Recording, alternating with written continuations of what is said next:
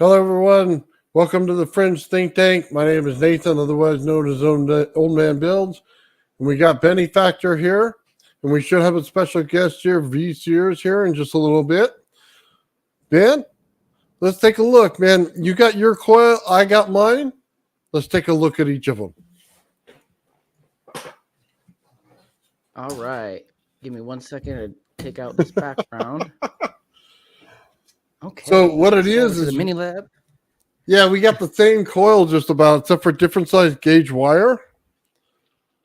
So the frame itself is exactly the same. Let me show that for everyone right there. This thing's kind of big, man. So it's over like a foot in diameter right here. And you can see the windings in it. They're real tight in there.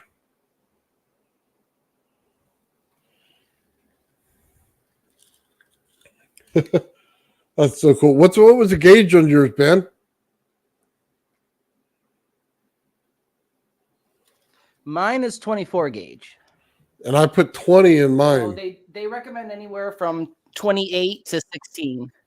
Yeah, that just means it's going to be a little bit better. Apparently, according to their research, it's going to be a little bit better for energy production. That has yet to be remain. That remains to be seen, but we'll test that out. Nice.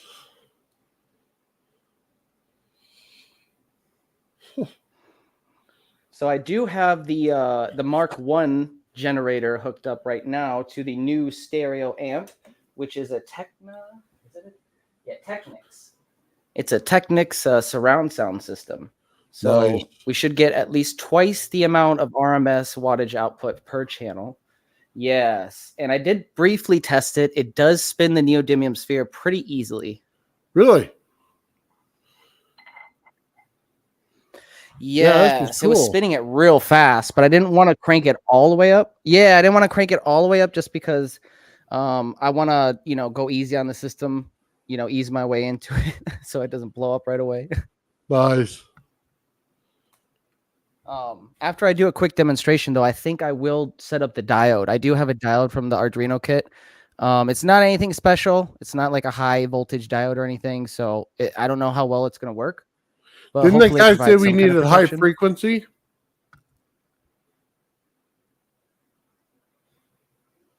Ben? Yeah, I have the diode that he recommended. You do? It is like a high frequency, high voltage diode. Oh, can you hear me? I can hear you. Hold on 1 second.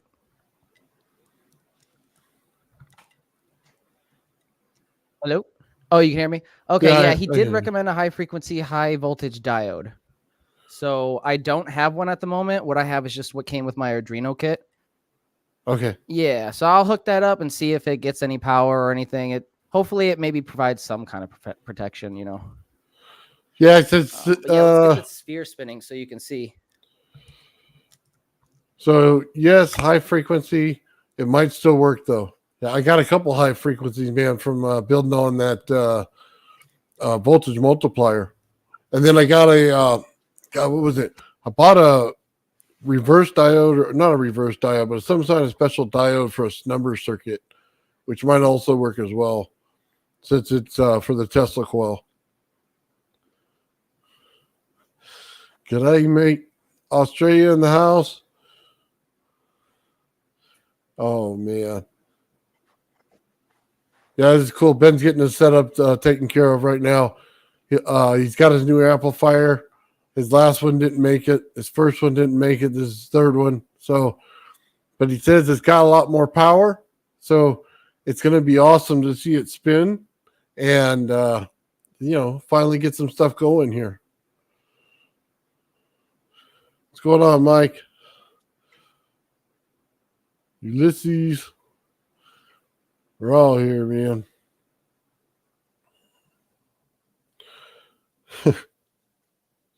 What is going on, my friend?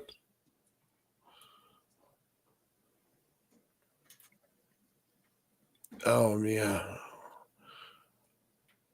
All right. So just so you guys know, I built one too. So I was showing it earlier, and here's mine. So it's nice and clean on the inside, all the bends and everything. Nice thick wire, heavily wound. So, and the thing's a monster size. So, kind of excited, man. I got the same frame Ben does. So it it's gonna be good. I got 20 gauge. He said 24 on his, and I think we're gonna be good to be close to testing together. I still got to set up my amp and stuff just to start testing and get all my circuits set up like Ben does. But at least we're getting on the same page here. Yeah, it's glow in the dark. It's awesome. I love glow in the dark, fan. Me in disguise. Yep. What's up, Gerald? Hopefully you'll be on soon enough. Finish what you're doing. Bernie. Mike says, what's up? Let's see. What are we hoping to run from them? Well, first thing is a couple just basic circuits. We're going to get music to play from them. We're going to get a neodymium magnet spinning from them. And then we're going to start testing them. I got a fog machine. I want to see if there's a vortex in it. I also want to check it on top of my bifilar coil. Oh, it sounds like Ben's got it running already. I got a bunch of different little tests that maybe other people don't that I want to run on this. So let's check it out real quick. He's already got it spinning. Look at that. Go, Ben.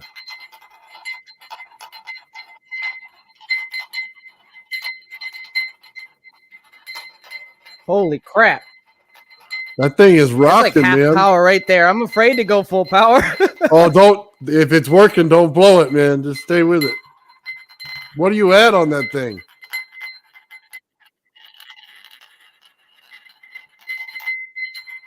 Hey, Ben, what frequency are you at? And then how much power is it? Do you know?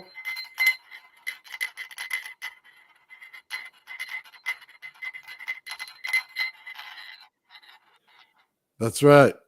Ben's over there rolling the dice, man. Yes. Give me 1 second. Now I'm going to turn down a little bit because I don't want to run it for too long like that. Okay. So,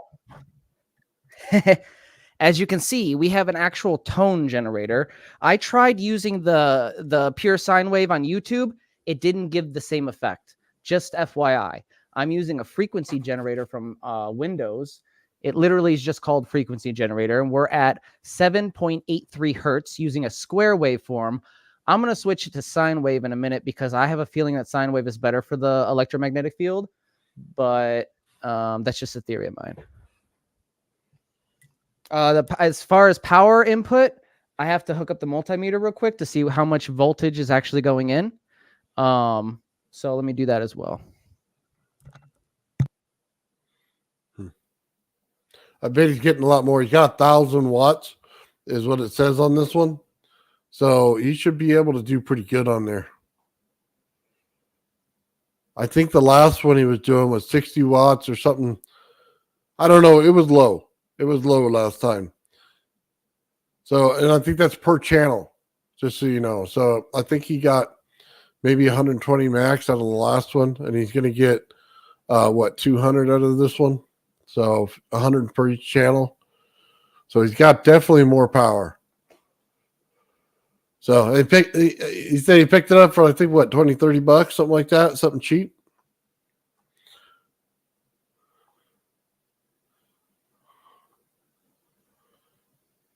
And guys, just so you know, we are expecting V-Sears to come in a little bit later. He was in the chat earlier. I don't know if there's something else going on, but $5 used on Facebook Marketplace. Shout out to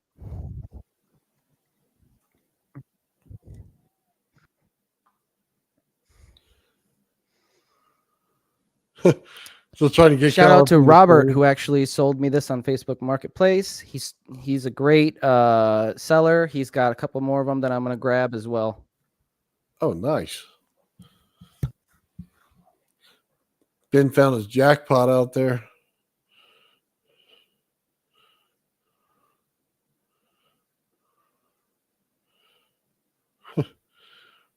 Well, yeah, don't push it. But yeah, it's still everything still could. Yeah, you're right.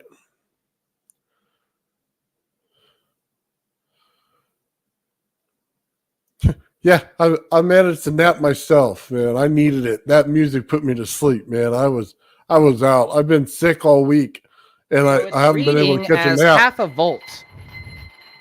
It's not reading the correct hertz though.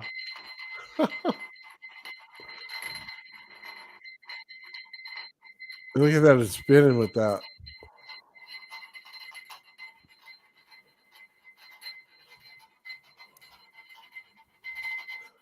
Has Gerald revealed yet? Not yet. So I don't know if you could see that, but there was half a volt coming in. It looks like. Mike Faraday's in the house. What's up, man? We got Tara and everything here, man. We got everybody here today. It feels like I've been streaming since this morning. I was up this morning with crypto, man, and it was like what, five something, 6 o'clock in the morning. Yeah, we went for 7 hours.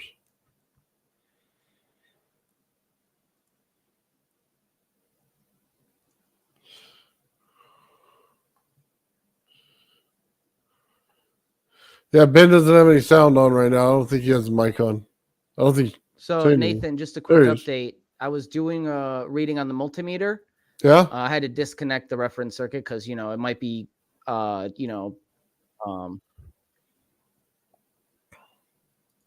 my mic's not working. What the heck? Hello? Can you hear me? Yeah, no, we hear you. Go ahead. Keep going. Hello? You on a delay, Ben?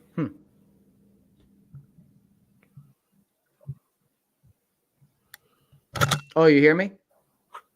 Okay. So I was putting 0.5 volts into the coil. Yeah, I don't know. It's kind of laggy for me.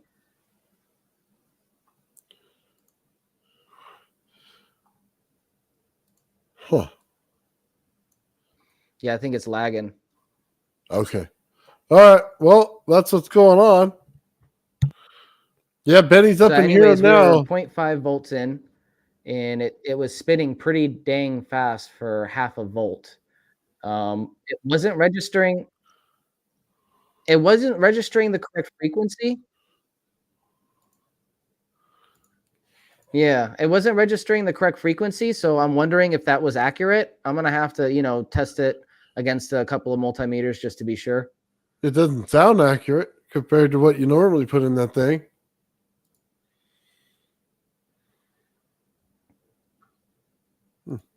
Actually, let me check my multimeter reading. Yeah, that's it. It doesn't like usually it registers around like 4 volts for that speed. So I'm thinking that maybe the multimeter, it doesn't go that low on the frequency, and that's why the frequency wasn't being picked up accurately. But in terms of why the voltage was 0.5, I don't know. I have to test it more to determine that. But that's what I was getting when I plugged it right into not the coil channel, but the other channel, the reference circuit channel. I just had speaker wire going out right to the multimeter, and it wasn't hooked up to the reference at all. Yeah, like I said, normally it spins that fast, or it just starts spinning around like 4 or 5 volts. That's what I was expecting to see. So we'll have to get our other multimeters going at some point tonight and test it against a couple of them. Or we could try different, like there's a couple different circuits in the multimeter to plug it into. Nice. Gotta love these things, man. Starting to get them to work. Thanks for stopping by, Sue.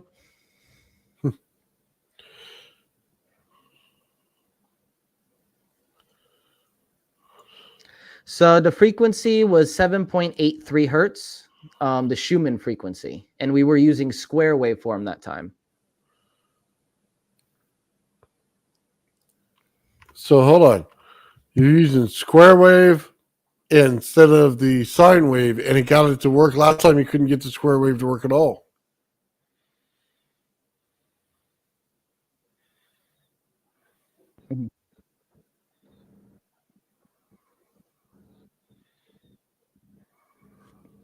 So last time I was using the Pulse DC.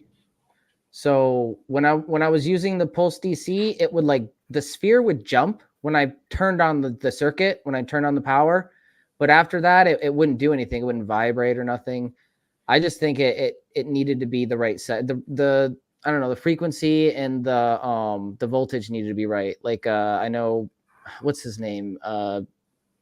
He recommended 5 volts, 1 amp, 3 to 40 hertz DC, but there was something he left out. I couldn't. Oh yeah, he didn't tell us what kind of waveform it was. If he was using no, that wasn't it. He left something out that there was a question I had about his setup the other day that he left out. 30 to 40 hertz, 5 volts, 1 amp. He said DC, but he didn't say he didn't. I don't know. I forget. There was a question that I had for him about his setup. It'll come to me, but I was trying to recreate it with the PWM, and I couldn't get that low on the hertz because it only goes to like 1 kilohertz. So I need another module. Okay. It wouldn't go lower than 1 kilohertz? See, I was thinking the sine wave will keep it rolling smoother too. That was my theory. You said lower than 1 hertz? 1 kilohertz. Yeah, I mean, I don't have the equipment to do lower than 1 hertz. The frequency generator goes to, I just think it goes to 1 hertz. But 1 kilohertz. Yeah, the frequency generator that I have goes from 1 hertz all the way to 24 kilohertz, I believe. But the pulse width modulator only goes from 1 kilohertz to, what was the max? Like 96, something like that. 99.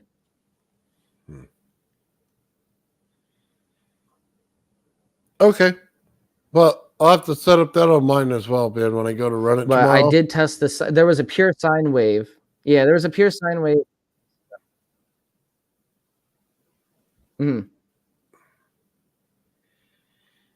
Yeah, there must be some kind of delay. I'm sorry. I don't know what's going on.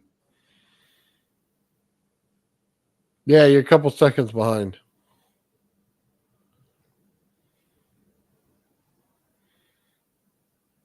Let me actually if I get out of here, will it still stream to my platform if I like reset, like get out and re-enter? Just go to leave studio. Do not do anything else.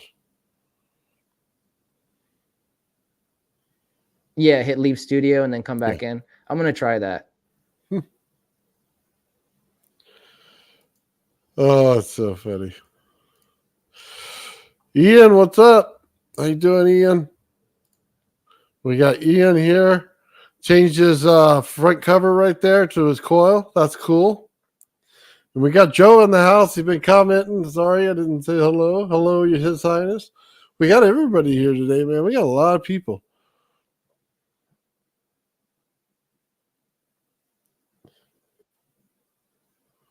Yeah, he popped out, popped back in. How's it now? Oh, can you hear me now? Yeah. Oh, well, we're good now. Oh, nice. I just needed a reset. Okay, cool. There you go. Awesome. Awesome possum. Just saying hi to everybody, Ben, while we're in here. We got a full house. Shit. We do have a full house today. Everybody's in the house. Yeah, the other person on the house is a special guest. Sears is out there somewhere. Hopefully he's all right. So he was in this morning on the chat when we were having it. So he's got some cool things. I showed you that fractal thing, right? Yeah, I don't remember. Show it to me again. I might have forgot if you did. Hold on. We're gonna have a little fun real quick. So Ben and I were talking about the coils, right? We all built the coil. Gerald built one. I got one. Ben's got one. And we were talking about putting them together, right? And Ian's got one. So we go, okay. I told him, we'll just put their heads on Mount Rushmore, right? So I was messing with Ben and we went back and forth a little bit. And then this is what we came up with. And we're just having a little fun with ourselves and everybody else.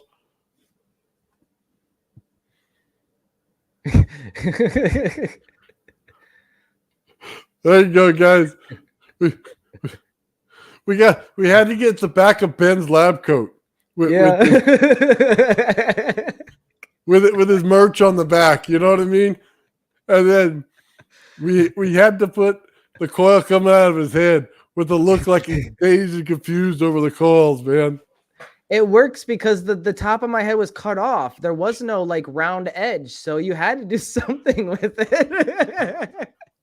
Oh man, that's so great. You're the Ben coil.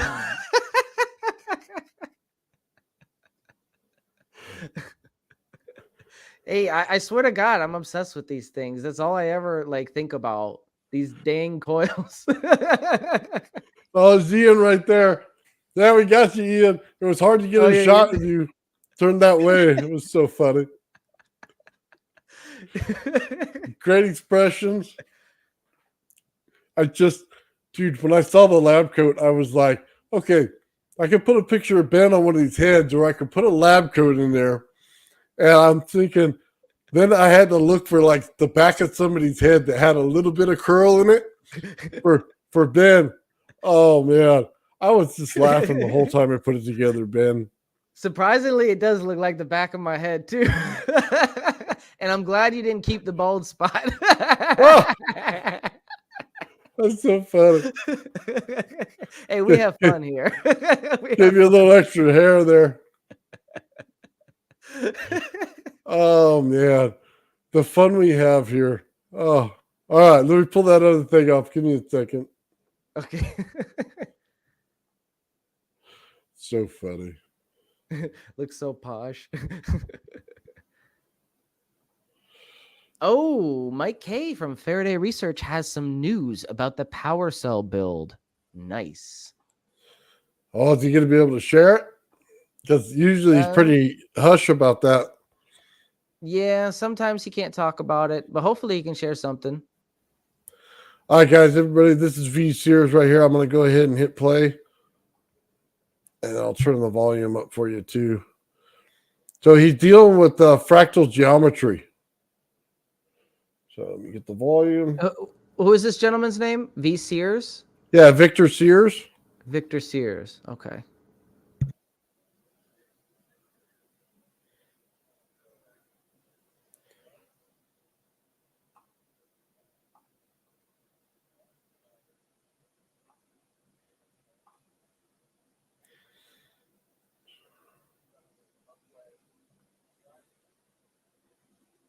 Wow. Is that like a waveform or frequency he's putting in?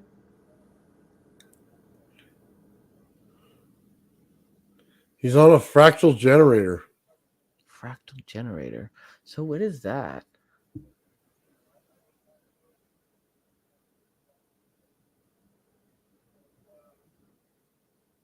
A tone generator with some kind of algorithm?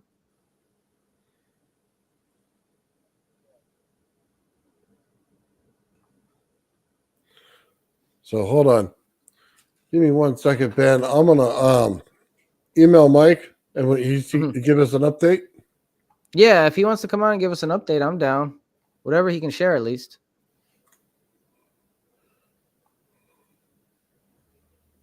Give me just a second. I'll just take a second. You're good.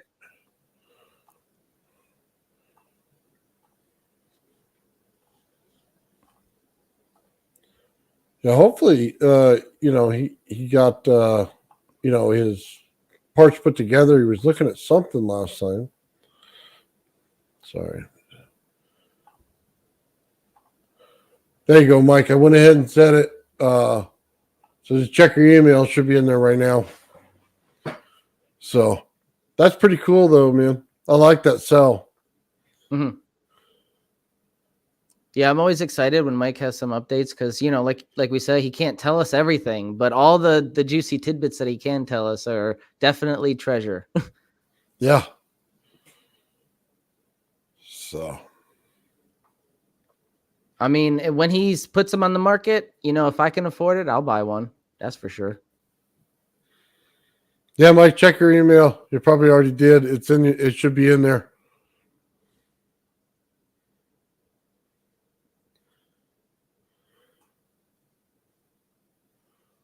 Yeah, sometimes depending on where we are and what server is being used, it takes a couple minutes to receive the email, but it should go through.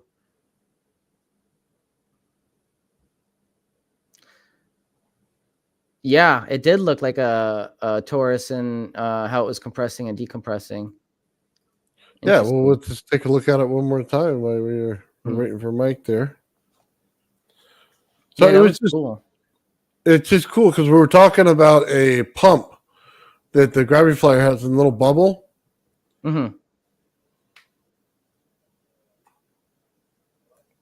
Oh, is this like a visual of the bubble you're looking for? Yeah. Well, yeah, it's what it's doing. And it pumps the center is what it's doing. Yeah.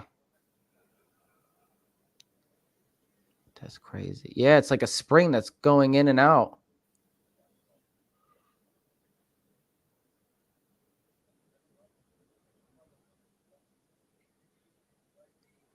And look how far the outer reaches of the diameter go when it spreads out like that. Like compared to when it's compressed. So what it is in that generator is it goes around and shows you fractals of everything you could do from a coil to everything. So it'll go in different spots and you can see what patterns you can put coils in. And when they're stable, they all stay together as one cohesive unit. It was kind of like what we're looking at this morning. It's just a different program. And then when they're not, it'll veer everywhere off the screen. And that's not a stable pattern at all. So it kind of tells you where to look. Is it kind of like it looks almost like a 3-dimensional oscilloscope. Yeah, it's kind of like that, but not that sophisticated really as the one we saw this morning. What's going on, Mike? Hey, Mike. What's up? How you doing, buddy? How are you guys doing? I'm good. We're doing great, man. So you got an update on your cell? Can you hear me okay, or? I can hear you right now, yes. Yeah, okay, good. Yeah, so, I got some test updates. So I went to my partner's place there over the weekend. It was about an hour drive to get to his place. So spent much of the morning doing some tests. Built a tiny little cell, tiny little thing. Was putting out 1.45 volts at about 30 amps. What? 30 amps? 1.45 volts? And that was one cell? One cell. 1.45 volts at 30 amps. Nice. Just to put things in perspective, how many of them did you have to stack before to get that kind of amperage? Well, see, the thing is, people can do it. Sustaining it. That's the problem. It's just what?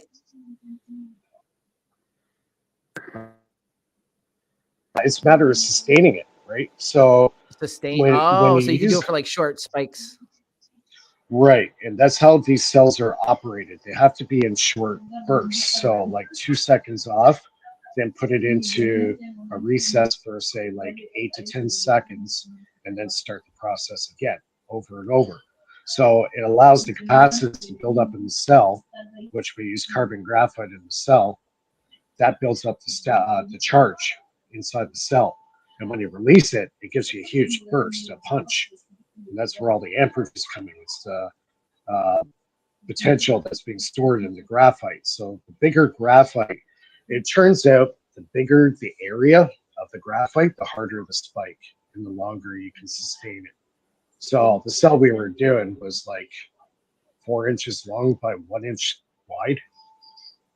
That was it. You know, we're getting massive current coming out of it. Is it more complicated than you just increase the capacitance of it, or is that really all that you did? It's the chemistry involved in it that really helps. Like the chemistry inside, what we're trying to do is make it last for years, not days or weeks. Right. We're trying to make it so it'll last for a long haul. So if we could get 5 years out of it, that'd be really extraordinary. So I'll show you the cell that I got running right now. I will show this because it's all closed up anyways. Just let me change my camera here. Yeah, I know you said you had to stack a few of them to get a decent Yeah, amount of usable power before. See, the big difference with the Hutchison cell, you can't multiply the power when it goes into series. Really? That So sucks. where this one you can. So here is the timer circuit. So it looks it's in like the so now oh, it's that's a nice now it's timing hitting it. circuit. Yeah, it's only $13. Oh, I should upgrade to that one. So I'm What's charging that this. LCD panel? This one's about 100 farad super cap bank, and I've had this light sustain charge for about about a week and a day with the new system running. So I changed one element in it, and it seems to be giving me the longevity that I've been looking for. So yeah, now I'll show you one more thing.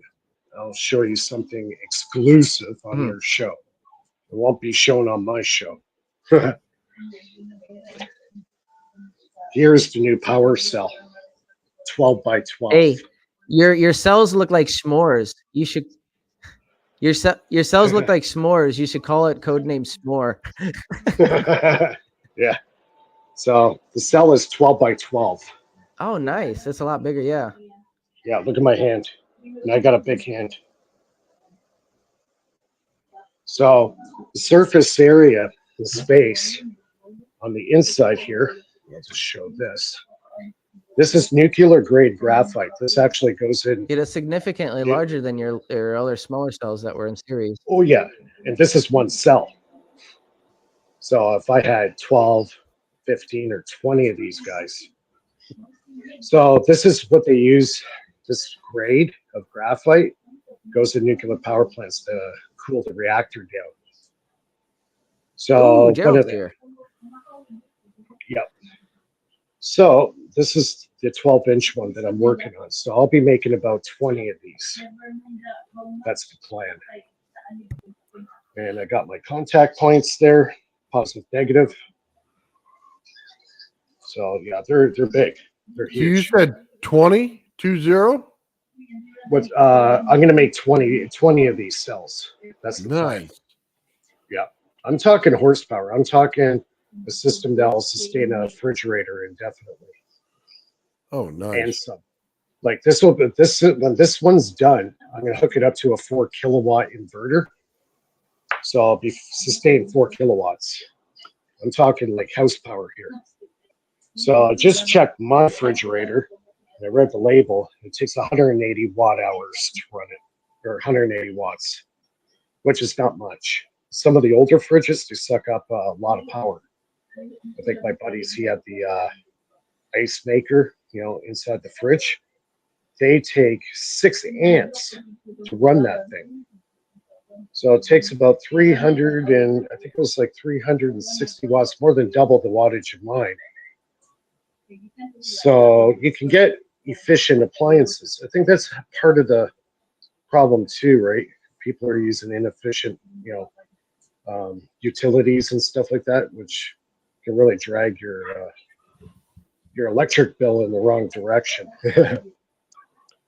Yeah. But, so the plan is to make about 20 of these, hook these up in a system, and I'm probably gonna get 4 Power Queen lithium iron phosphate batteries, hook that up to my 4 kilowatt inverter, and then this will be recharging the batteries. The batteries runs the inverter runs the house.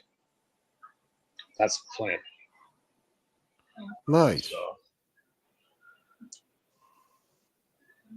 So like these guys here, look how small they are. My hand's like bigger than the cells. These things put out over 4 kilowatts in a month.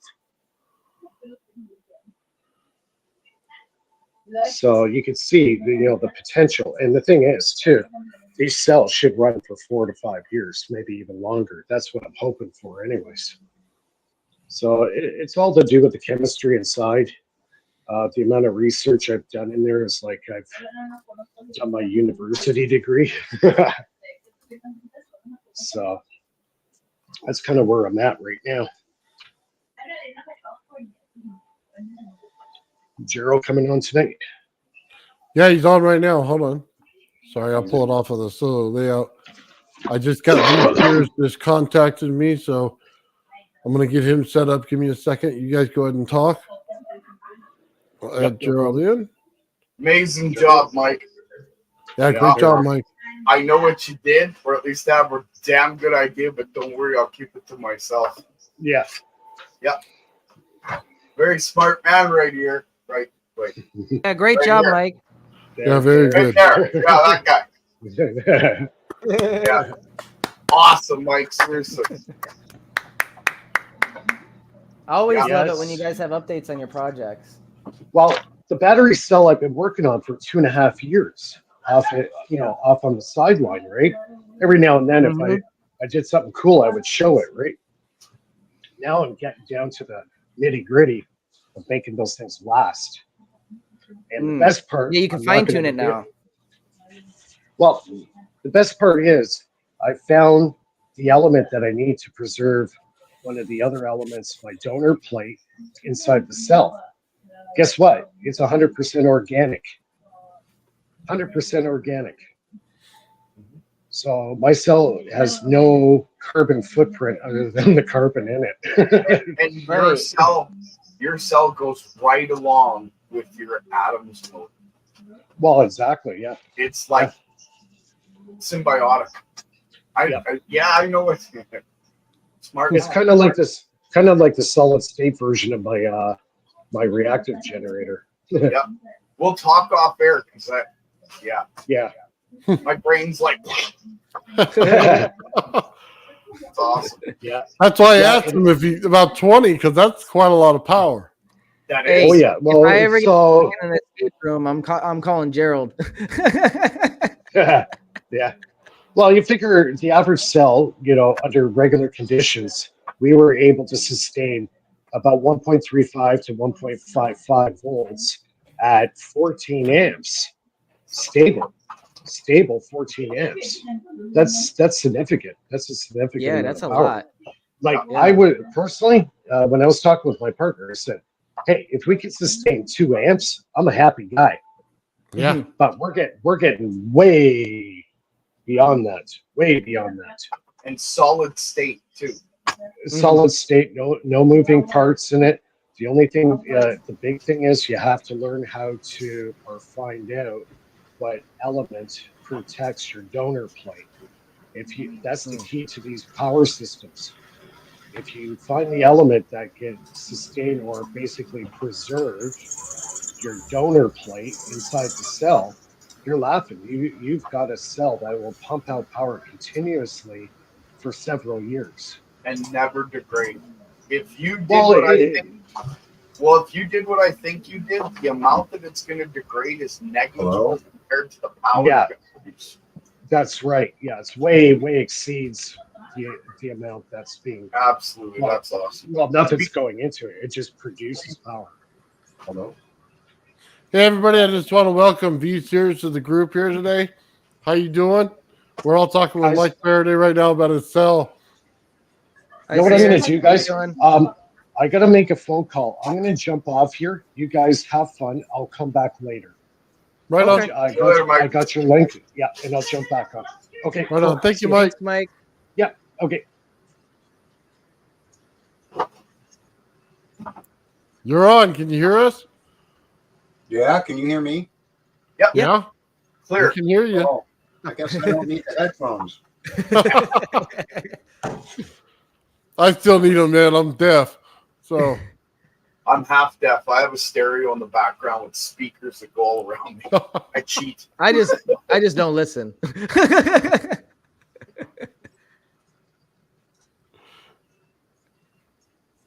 So how's everything going tonight?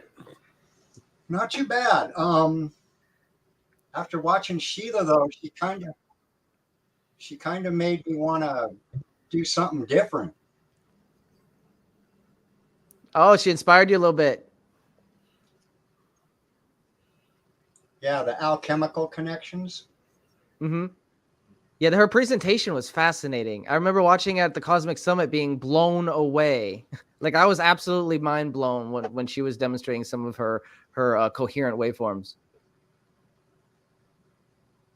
So, how about this, Victor? You just introduce yourself. Tell us what you've been working on lately, and kind of some of the background of what you've been taking a look at, so that we can all get acquainted with you.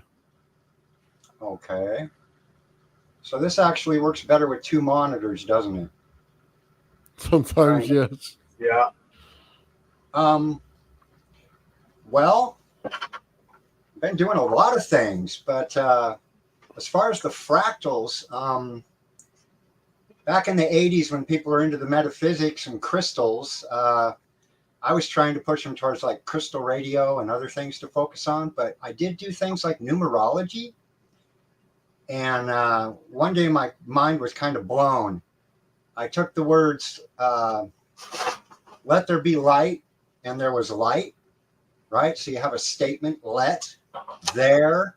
The word there can be turned into three or ether. The word be, well, your magnetic B field turns into light. And then you got four words that are a confirmation, and there was light.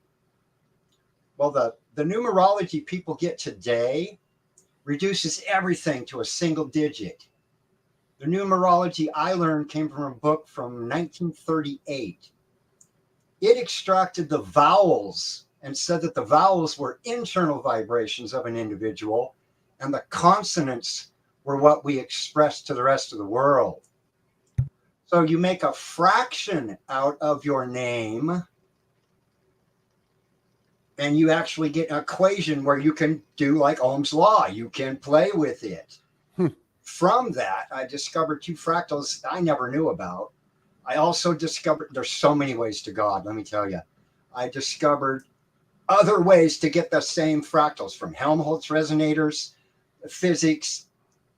But when I started doing this unconventional, taking the actual known fractal dimension of a quantity, like say there's a fractal that was discovered by Lorentz. It's called the butterfly fractal. If you want to call up graphics and show people while I'm jabbering, go ahead. Because I have mainly math and a few pictures. Okay. Anyway, this butterfly fractal shows you a north pole and a south pole going opposite directions. Nice. And if you think of the fractal as wrapped around a capacitive sphere, it's always going to be in motion, so it is chaotic. But anyway, there's these actual entities that are in the real world that are fractals. They're not just these pretty pictures. When I take the actual quantities and do ratios and fractions like she was doing, that's a different one. You want Lorentz butterfly. That's a different one. Lorentz.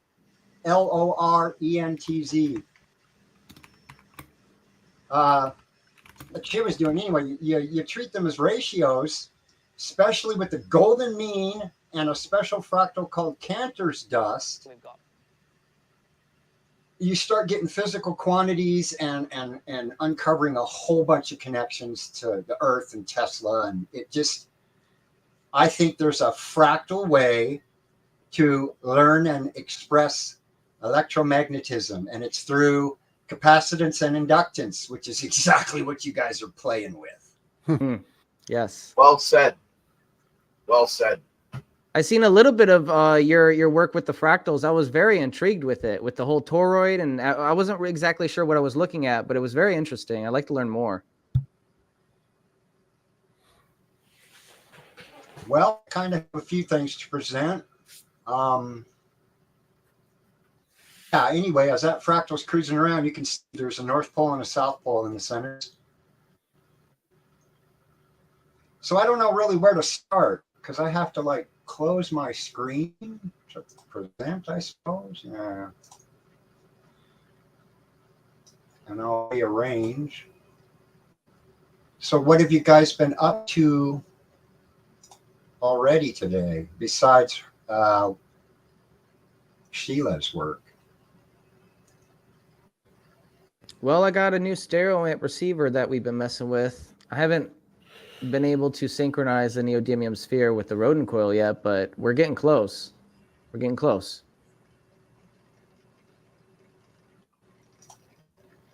Sorry, give me 1 second. I'll pull up that generator that we were looking at. Okay. So Yeah, I got my pictures open. So whoops, back up.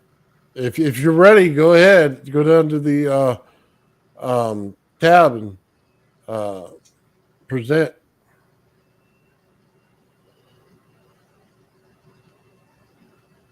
It should say present and then go to share screen and then click the window tab. And then you should be able to click it. Does that look very large?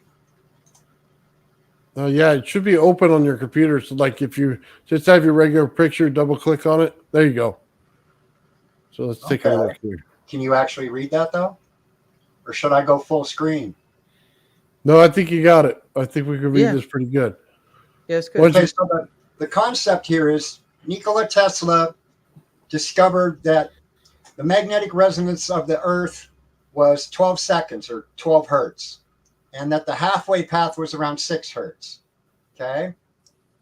There's an atmospheric envelope around the Earth, which makes another bubble, and that's where we get the Schumann resonance around 7.38 to 7.83 hertz. So we have an electric atmospheric cavity and a magnetic Earth resonator. If you divide 12 over 7 and get the E-based logarithm of it, you will have the Bohr radius of the hydrogen atom at Earth scales. So 12 over 7, 7.38. It's all right around the radius of the hydrogen atom. So fractally, the Earth and hydrogen are at different scales, which may be a reason we have so much water and other planets don't. Wow. And so down below, you can take that 12 over 7.38, do the logarithm on it and say 1 over it, and you get a fractal called, that I use the Pluto symbol, the PL down there, 2.058 at the bottom. The Pluto symbol is the Lorentz butterfly fractal. So the Lorentz points is the PL LP symbol. And of course, in the middle, the golden ratio is 1.618, and that 12 over 7.38 is 1.626. That's very close. It sits right in the middle between 1.63, and 0.63 is a Cantor's dust fractal, and the golden mean. So there's a preservation of energy somehow with the golden ratio. That's interesting. No, that's very interesting, because I've heard a few other people talk about the similar things where the golden ratio preserves energy, or it doesn't allow for loss like other systems. Right. Okay, these are some of the perimeters I play with. These perimeters are infinite, and yet you can see they enclose a finite space. So there's a connection somehow. And down below, there's that 1.372. I use the symbol K sub Q for the quadrature, because that's what it's called, the co-quadrant. 1.37. 1 over 137 is the magnetic induction constant. Or they call it the fine structure constant. So there's another smaller, I know it's 137, but you can move the decimal point to change your fractal. And then this one right up here, this weird, that's your motif. You repeat these motifs and you get these patterns. This motif is 1.61. That's golden ratio again. So I play with these patterns on the math, and like I said, I take the actual known quantity of the fractal afterwards. I see where it's applied, and then I do my little math on it to find the constants and how they might work. Like I can, if you want an actual rigorous physics paper, to look at the fine structure. And Cantor is the man that discovered this fractal dust that I'll show you a picture of. The inverse, or 1 over the dust, is Sierpinski's gasket, which is a triangle pattern you should all be familiar with. And 1 over the gasket is the dust. So these things are inverse properties. I don't know if you guys use inverse properties in your coil design. Absolutely. But you can see that physics paper there and grab it. It will introduce you to it. Fractal Woman works with fractals. Her and I have discussed a few things. She talks about, she's got some matrices of known physics, 4-dimensional, but also a group of unknown physics. So I grabbed that set of matrices and have been working on it. And I have stuff to reveal on it when I'm ready. And it basically deals with this equality right here. 1 over the square root of 2 is equal to the square root of 2 divided by 2. So when the graviflower has the square root of 2 in it, there's a reason for it. That puppy, even though it's irrational, it's all over the universe. Yeah. Fractal Woman has some really good stuff on her channel. I actually got introduced to some of this by her channel. I don't think it's irrational as much as it's looked at as irrational, but it's just like the missing part of the equation. Well, you know how they say that it's not an irrational number can't be found by, oh gosh, I don't know how to put it. I'm not really a mathematician, but they say that you can't solve it with certain equations because it's irrational. Yep. And yet in my math, I can go forward and backwards with the math, and I can derive the square root of 2 and other quantities that are considered irrational, like square root of 5 and 7. In Very fact, the 2 times the Padovan number is very close to the square root of 7. And square roots and stuff is how quantum computers dial in their coordinates when they're doing their multi-bit calculation on a qubit. Yep. Yeah, it's crazy, these fits. But anyway, she was talking about music, and that's part of what I do here too. There's a certain note called the semitone. Okay. Mm-hmm. Its number is 1.059463. If you use a 1 over 12 based power of 2 for your music generation, that is the Planck, that butterfly fractal, minus 1. Sorry. Yeah, that you're all day today. My mind's been blown by the people I've talked to on live. And I think it's just exploded. It's about to leak out my ear. So amazing work. Continue. I'm sorry. Someone needs to go check on Gerald at the end of the stream. Yeah. The ratio of a musical fifth is 3:2. And if you add a 12th to it, you get the Sierpinski's gasket. So my fractal design for electrical understandings, I know it's got something. So here's the main equations, square root 2 over p and the square root 11 over pi. That's what takes it from a 2-dimensional object to an 11-dimensional object. That's later on in the math when we're going to be traveling time. Anyway. But this top one we can work with. Sierpinski over the 0.618 minus 1 is equal to the Planck over p plus 1 over 137.15. That's the actual number for the refined structure constant. Should be 137.15. But anyway, the math makes this pattern where the energy transfers itself in these different 3-dimensional coordinates as it wraps around. And then the other one is horizontally polarized. So you have a vertical polarized field and a horizontally polarized field. And the two fields should encapsulate you as though you have woven a shroud of silk around yourself. Yep. It's a double bubble, creating a gyroscopic sphere around the whole thing. Exactly. And check it out. 4 times the Sierpinski's gasket is equal to the Sierpinski gasket being 4-dimensional.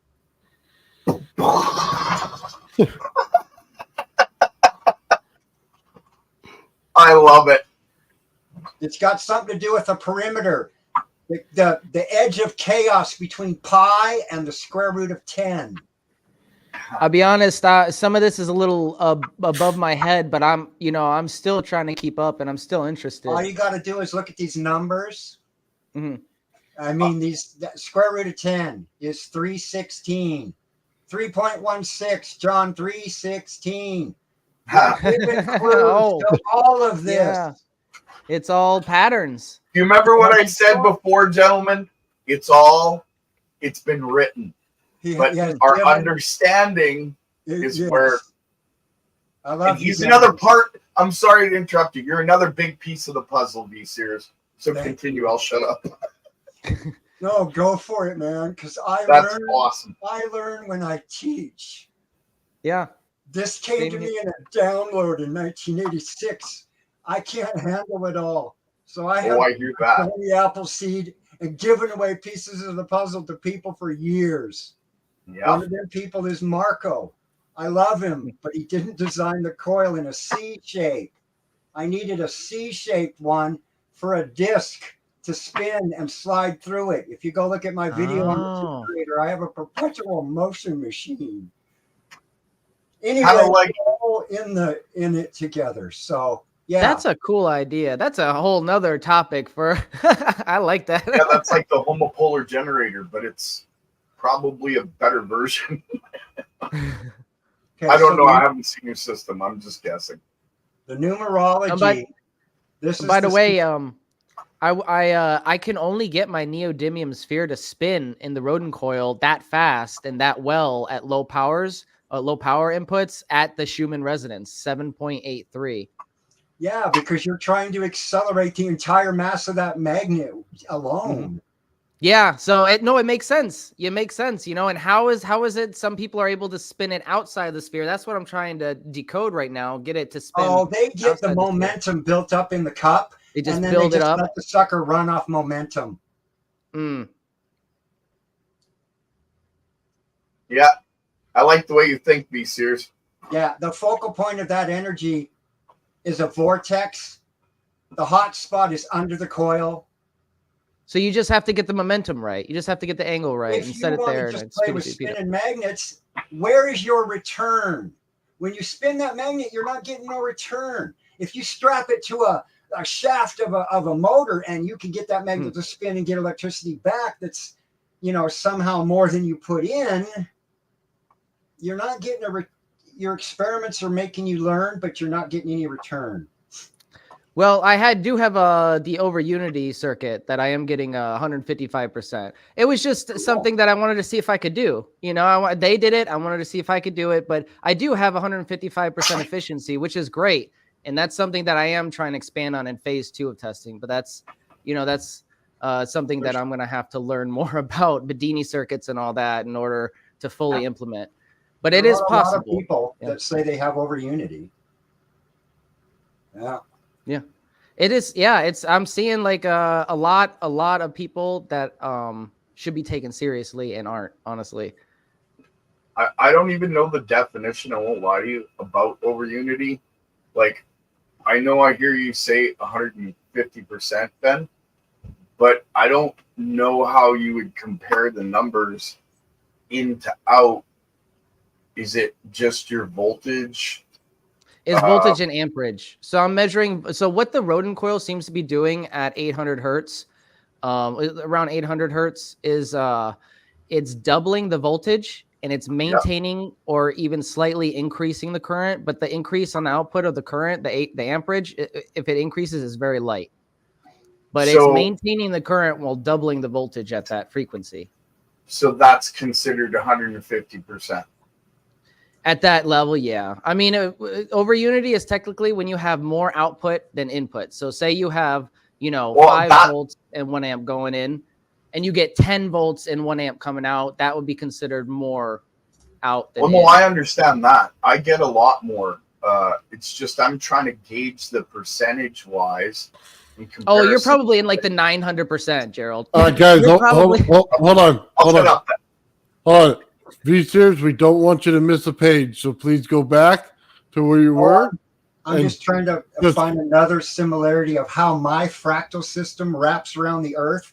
You saw the Schumann resonance cavity relationship to hydrogen. And this is the fractal one that actually reveals that the Earth has an iron core, or at least something that is got a cubic structure in the crystal. Aha. Sorry. I think you hit the nail on the head there. I have a theory on that myself. It's a central spherical crystal that builds up through particle acceleration due to how the planet operates itself, and after a time accumulates a big crystal in the very center of it, and its rotation is opposite of that of us on the surface. Just a theory, but That sounds good, because you would have to synchronize entering the underworld then. yeah. Oh, wow. Anyway, yeah. But hold I on. didn't mean to cut you off. I'm sorry. I'll shut up. I'm just trying to think of where to. The So the way Egyptians told you it was there, by the way. This LP right here, Planck, that's the rents, 2.058. It's divided by Padovan. I'll try to show you that number. It has to be this number here, P. It's kind of like essential that it's to the 6th decimal. And it's 1.324718. And then you add the 137, and it's equal to these two minus 1. SG over phi minus 1, or phi over CD. Remember I said the Sierpinski's gasket and the Cantor's dust were reciprocal? Phi and phi are reciprocal. This is 0.618, the little guy down here, and this one's 1.618. The golden ratio. This guy is 0.6309. It's 1/2 of the Koch curve, that snowflake Koch curve. I don't know if you've ever seen it. I'll show you the pictures of all the fractals I'm talking about. These are the numbers and how they correlate. Most fractals that I'm aware of, I've built just through making coils. I'm at 178 now. Well, on that numerology that I showed you, I don't know if anybody got a picture of the numbers and what they relate to. You got to remember to do the vowel thing. Every book in the library you find today won't tell you to extract the vowels to the upper row as your numerator, and your consonants as your denominator. And so both the statement "let there be light" and "there was light," they both add up to 3. They're both 12s, but then there is an actual fraction related to each one. 29 over 46 and 21 over 54. 0.388, that's pretty much 0.618. What power is that? 0.618. It's a power of 0.618. It's also the Cantor's dust squared, and there's the dust, 0.63. This is "let there be light," and this is "and there was light." One is CD and the other is CD squared. How? The odds of that alone in with a 9-based letter system. I mean, these guys that were coding it, I am amazed. I don't know if you guys saw it. I have no words. It blows my mind to have the dust and the dust squared. I think it's falling out of my ear now. Sorry. Gotta. Wow. That's amazing. Zoom in on these. Oh, I can. Okay. I can let you actually read it. So I consider these to be like space and time fractals, and we got to mix them right. And then when Sheila did hers, I was like, oh, wow, she has figured out a way to like mechanize this down. And so when we get our octaves and everything actually connected to the real world physics structure, we're going to actually be transforming things into other things. That is some incredible math right there.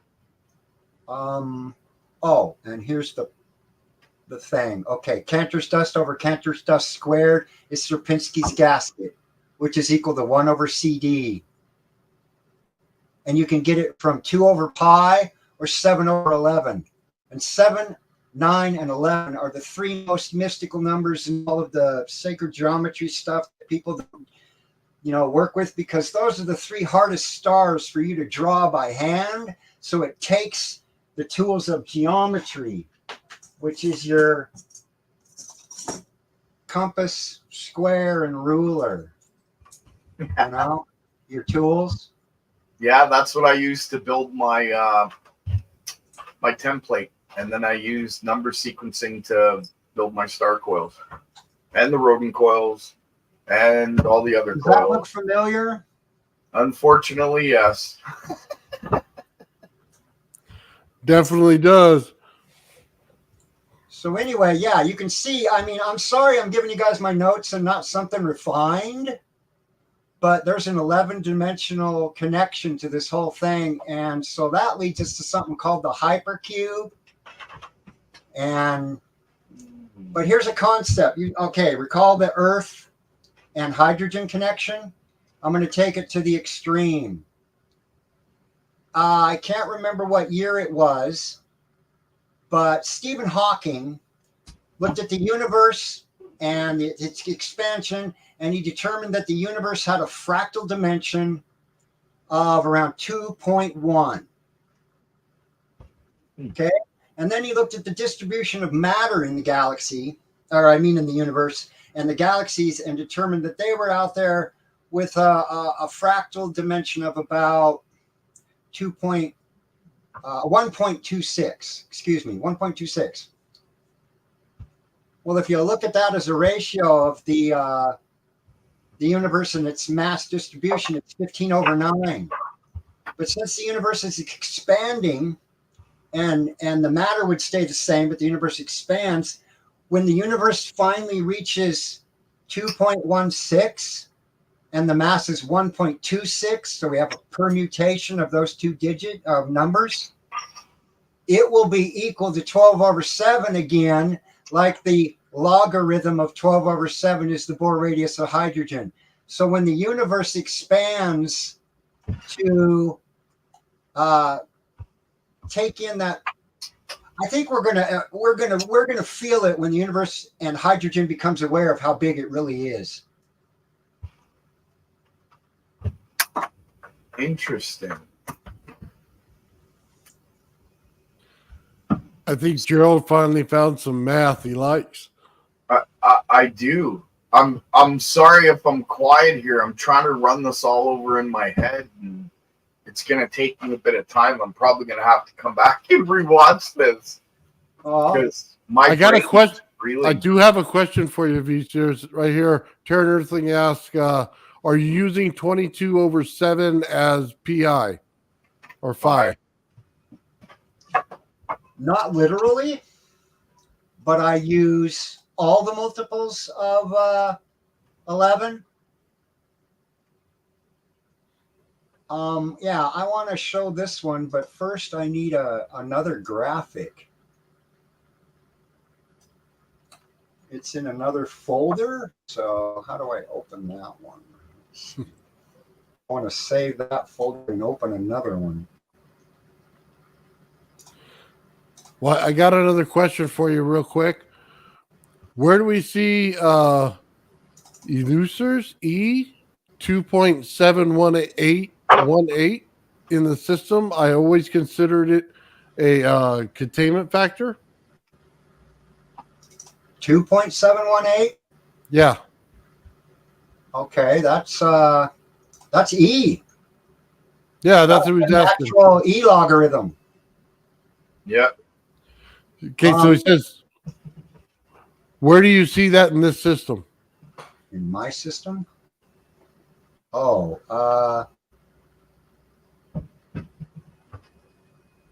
actually, okay, I think I know why he's asking. Okay.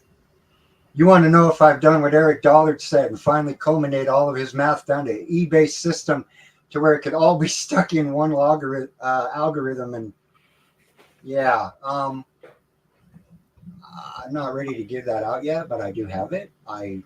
If you want to see one example of it, I mean, come on, look at 5 squared. It's 2.618. What's E? 2.718. It's a difference of only 1/10. And as I said, the number 10 and square root of 10, that's in here. It's key. Okay, plane curves in nature. This one starts with a motif of 3 triangles. And then you just keep adding triangles of almost 60 degrees, and you get a curve. Just like when you take the golden ratio and you start with 2 squares, and you keep advancing the square outward and adding squares, and you get that spiral. There are 2 different motifs, squares and triangles, the most basic building blocks of everything. One of them, though, P plus 1 is P cubed. The golden 0.618 plus 1, it doesn't square. Anyway, X plus 1 is squared. P plus 1 here is cubed. So this Padovan ends up going 3-dimensional quicker than, so I look at it as being magnetic, and this one's electric. The 2 planes, magnetic plane and electric plane, but they mix.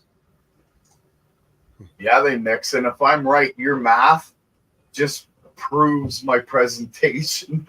Because there's very little math in my presentation. I won't lie. I'm more of an intuitive thinker, right? Me too. Yeah. So I'm gonna apply your math and see how well it fits, but I'm blown away. I'll shut up. I'm sorry. I just had to say that. So what we get is this set of fractally scalar waves or patterns with a factor that they grow by the power of 2 to the power of n, whatever number, 2n. Exponential growth. Padovan ties triangle waves, phi with the square waves, and pi with circles, sine waves. When it comes to music again, you saw that, or wait, maybe I should wait on that one. Let's see. Where's I had another. There we go. There's Sierpinski's gasket and how you derive it logarithmically. It has a growth factor that is power of 3 to the power of n. So as each row grows and gets bigger, it grows by 3 to the power of n. And its inverse, Sierpinski's gasket, is built up this way. And it's like cellular growth and computer memories, yeast multiplying, right? In the bar, you take out the middle third, so you get 2 segments, and then you keep taking out the thirds. Well, they grow by powers of 2. So you've got 2, 4, 8, 16, 32, 64. It just keeps growing like binary and cell growth. Hey, Victor, do you have a screen share for us on that? You don't see it? No. Your thing came down. You're going to put it up again. Oh, my gosh. Okay. Sorry. I'm visualizing it in my brain. I'm sorry. I was doing the same, but the people, Ian's in the chat, and Ian's all over this. It's okay. Not everybody uses this like we do all the time, Yeah. Can you see that one? Oh, hold on. Let me add it. Oh, wait. There we go.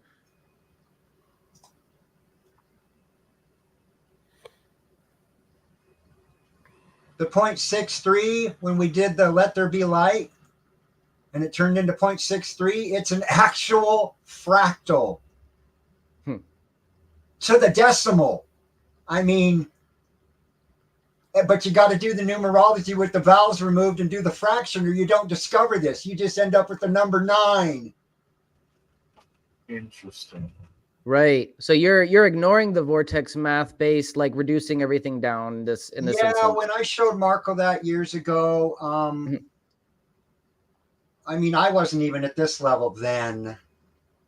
It goes back to like some people think they have the whole picture, and I don't think they do. Like Gerald was saying, Marco, he might not understand everything. Like he might have just a piece. you know, and then He does. He has. yeah. If I may be so bold, he has Mm. the seed I gave him. Mm. He grew something beautiful out of it because we're working together. But it was not what was asked for. Mm. But I don't care. I mean, we are here today and doing something. So, Right, we're advancing it. Statement. I will give it public. I planted that seed because I could not do everything. That's cool. No, I really enjoy your work and your presentation so far. I'm trying to wrap my brain around it because I'm kind of a layman in terms of math. So, but okay, well, that 0.63, if you do 1 divided by 0.63, you'll end up with this guy. oh wow. And it can be generated logarithmically with the numbers 3 and 2. Oh, that's cool. And if you go log 4 over log 3, then you'll get the Koch curve. And so logarithmically, okay, that's that log key on your calculator. That's where E comes in. That man, that's where 2.718 comes in. When you're going ln logarithm, it's E. If you're going log, it's 10. And I use the logarithm. I thought I showed you guys a log of, oh yeah, right here. ln, the logarithm of 12 over 7. That ln means you use the E-based logarithm to get this value, not the 10-based log. There's 2 different logarithms, E and 10. Okay. And in fact, 10-based logarithm is what Tesla was alluding to when he said, if only you knew the powers of 3, 6, and 9, you would have a key, not the key, a key to understand the universe. Okay? The man was inventing radio. Radio starts at 10 to the power of 3. You got kilohertz, megahertz, and gigahertz. 10 to the power of 3 is megahertz. 10 to the power of 6, you got 6 zeros, it's megahertz. 10 to the power of 9, 9 zeros, gigahertz. That is how we get scientific notation and measure the universe so that we can all be on the same page and make our calculations equal the truth and not somebody's illusion. Absolutely.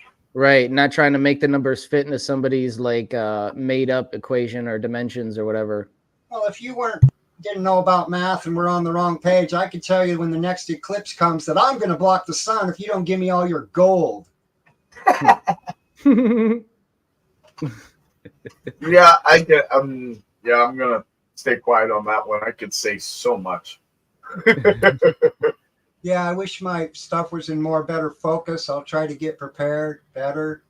But when we're talking about music, right, that 1.059 and the Planck being there, yeah, there's these 12 and I think it's 17. I should get my own paper.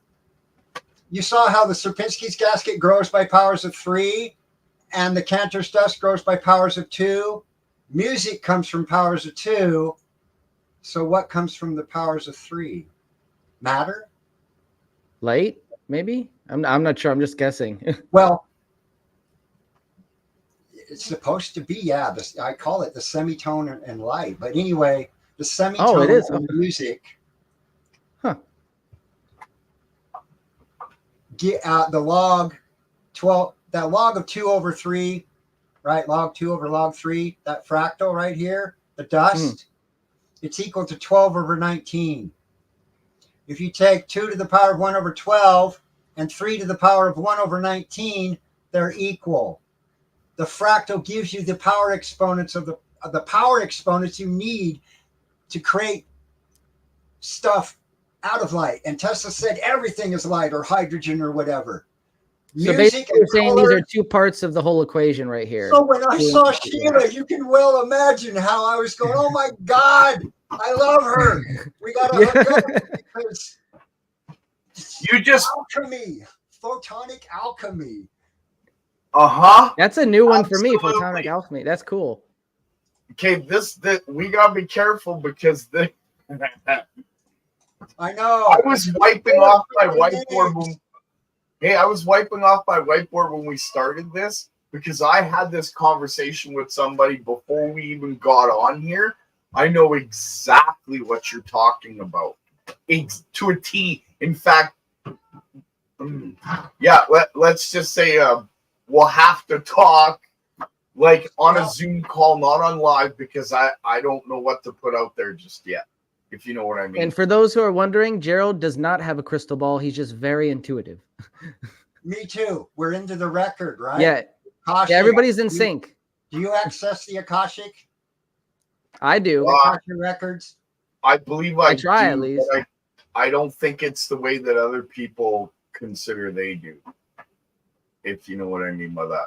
My beliefs are usually a little different than accessing the Akashic records through, say, meditation or any form like that. I get dreams and visions, so it's a little different. Well, that's definitely another aspect. Yeah, some people get visions and dreams, and some people access them different ways. I mean, it's a multifaceted phenomenon. I'd say there are different ways and access points to the Akashic, but I definitely try to when I meditate, and I attribute some of my own revelations about vortex math and all that that I developed in divine science to the Akashic.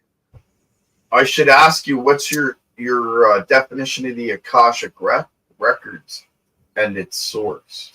Because to me that matters, right? Okay. So for me, well, I believe that God put it into play. It's a three-dimensional record system that's made out of plasma.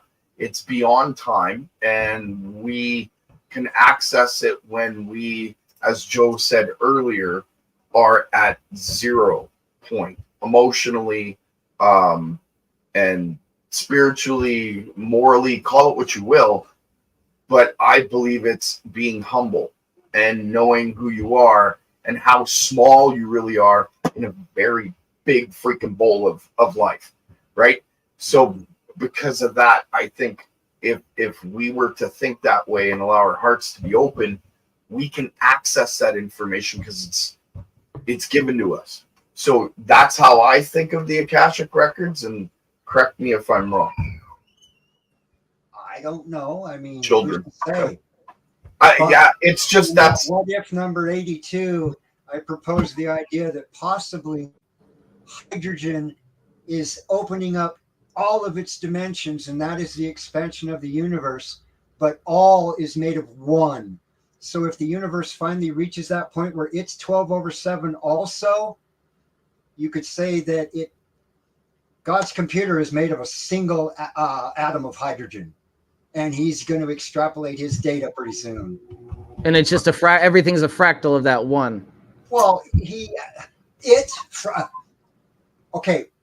The golden ratio is a perfect mean for allowing every wavelength to exist with equal temperament, you could say.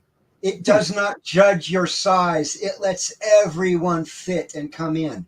It is perfect for expansion and compression. Scalable. Yeah. So the universe is compressing information as it expands. It's compressing it into us so it can expect it later. That's interesting.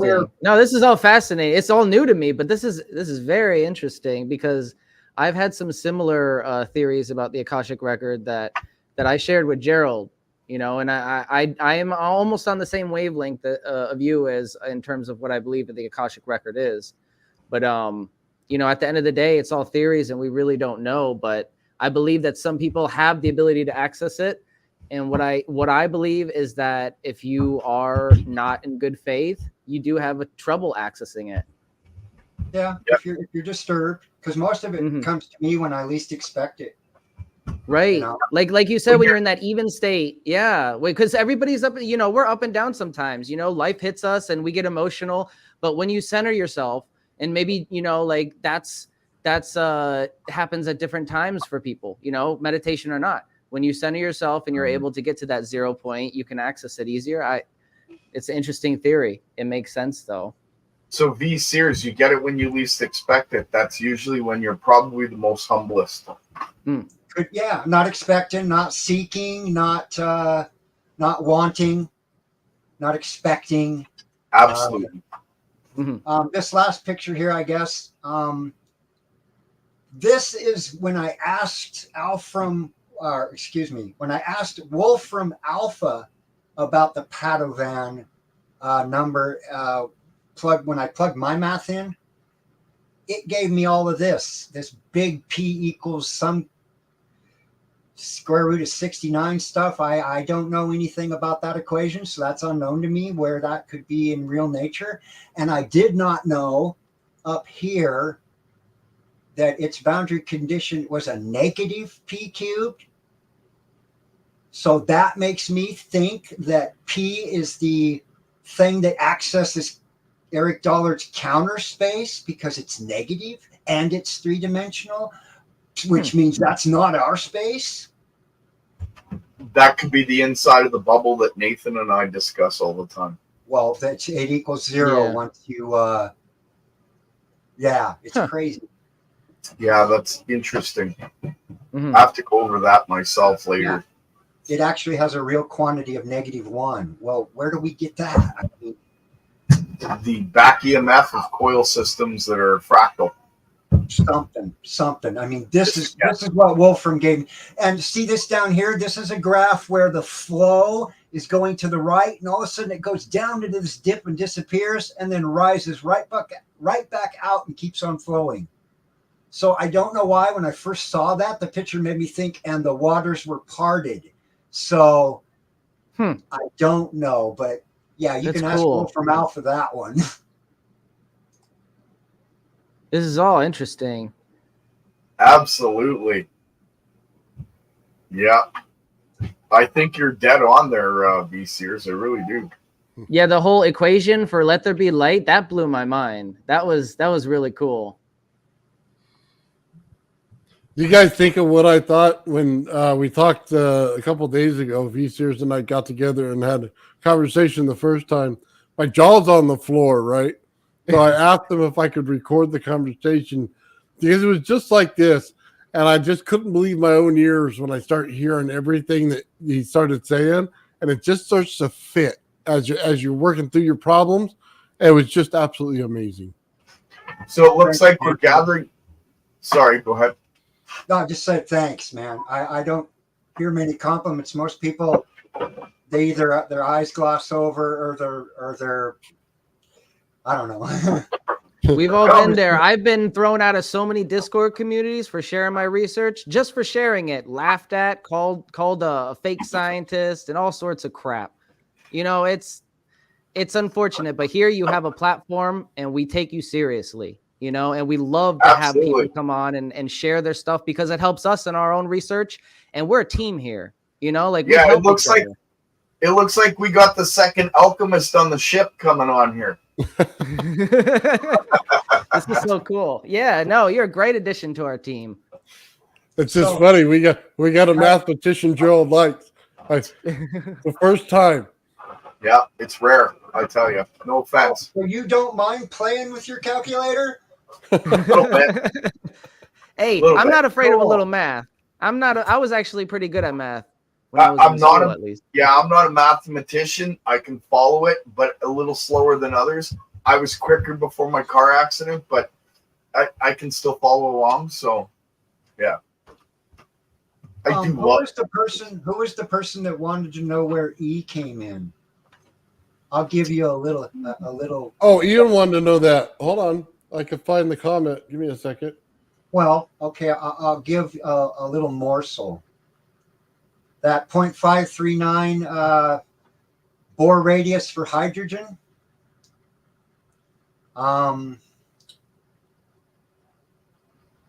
If you take E and raise it to the power of 0.618,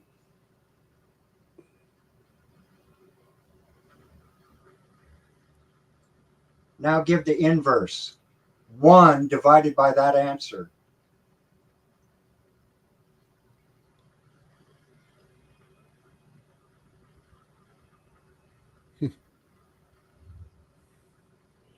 There you go, Ian. Let me ask you something, V. Is it okay that everybody contacts you if I give out your email to the guys on the? Sure. Okay, I just want to make sure because I'm sure Ian's going to be talking to you for sure. I'm sure that conversation is going to happen, and then Gerald and what he's doing is probably going to be there as well as he's working on his project over there. Oh yeah, you can probably help me with the math on my gold and silver coil. I've never had a coil. Sorry? I haven't done too much with the vortex-based math and the number systems there, but I did write down a bunch of it that him and Randy were doing a few years ago and was going to look at it, but my stuff kind of kept me busy for 18 years. I don't work with Rodin's math. It's a little different. Okay. Yeah, I guess you could consider it vortex math. I mean, they do create vortexes, but I never based any of my systems on the math. It started from a dream. And I got the numbers literally in a dream, built it, started experimenting, playing, and brought me to this place here now. Gerald, do you mind me asking, is this before or after your accident? E to the 0.618. That's the little thing that I play with mainly, the 0.618 toy maker. E raised to the power of 0.618, and then do 1 over that. It's equal to 1 over 3 times phi 0.618. 3 times 0.618. They're equal. A trinity and E together. They both equal the Bohr radius of hydrogen. And so I'm working on an oscillator. In fact, I don't know if you guys are familiar with dapping. These little blocks with curves in them. And you get this tool where you're hammering and pounding in. And I'm taking copper, cutting out circles and making these little hemispheres, right? So I can get sphere balls. And I'm making Tesla's spherical capacitors to do some tests on whether different diameter spheres give you the same capacitor or different capacitors. So I'll be having some copper balls. Very nice. Old ball shirt. Now we have a copper ball shirt. And I've looked into the lab coats. I got a few coming. Oh, nice. I said I was going to start it. I'm starting it. I want to sell lab coats. It's going to have benefactor and that symbol on it. And then, like I said, on the inside, we're going to have sayings. We're going to have old balls. We're going to have copper balls. We're going to have one ball. I'm telling you, we're going to make the sucker work. We've got big balls. There you go. Our theme song. Gerald, what's going to go on the inside of yours, though? It's a capacitor. I'm not sure yet. I was thinking Lord of the Rings. What do you think? I don't know. I'm not sure if I like that ring to it.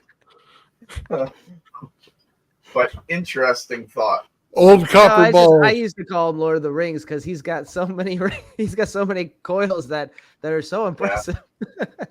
Yeah, all based on sacred geometry. Nathan, as far as the Rodin coil system and the Graviflyer, the other day when you were giving your self presentation, after a rundown, and you were talking about having to pulse the Graviflyer 5 times, I think I have an answer. Grab a picture of something called conic sections. Conic sections. CONIC sections. Interesting thought. In fact, I wonder if I have a picture of it for us.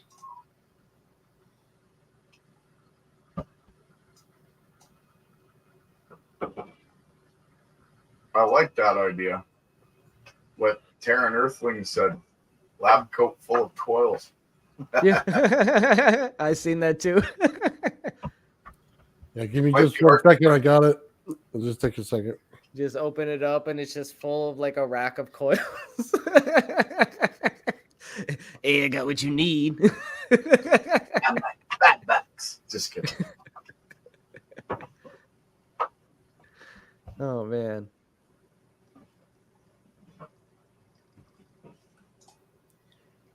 Okay.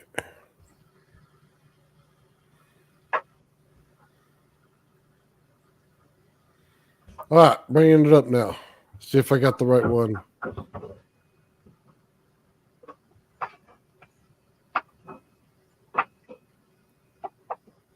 You know how they say that the golden mean is a 5-fold geometry?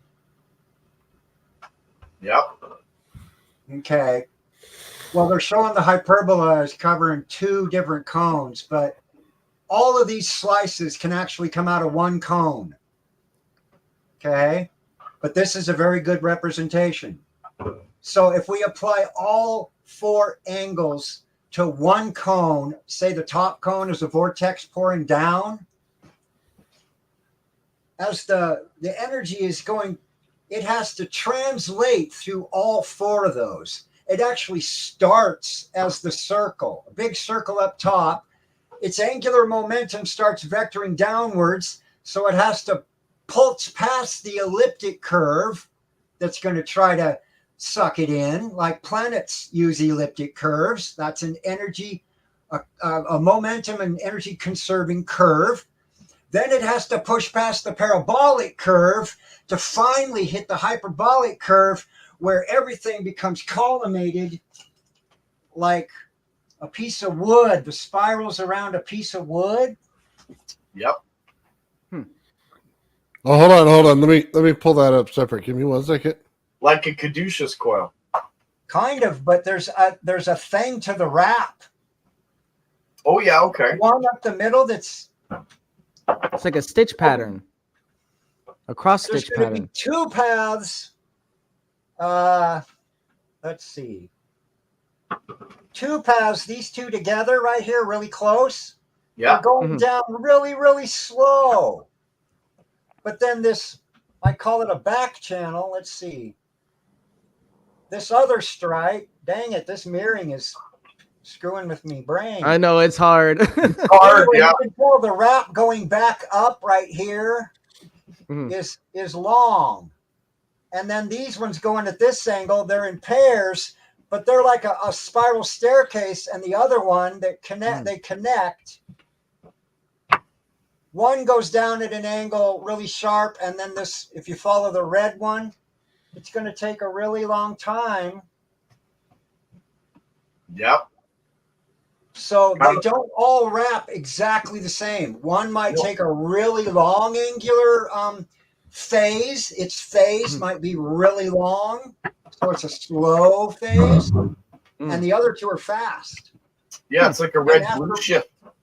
After watching Sheila, I went out and learned. I did not know.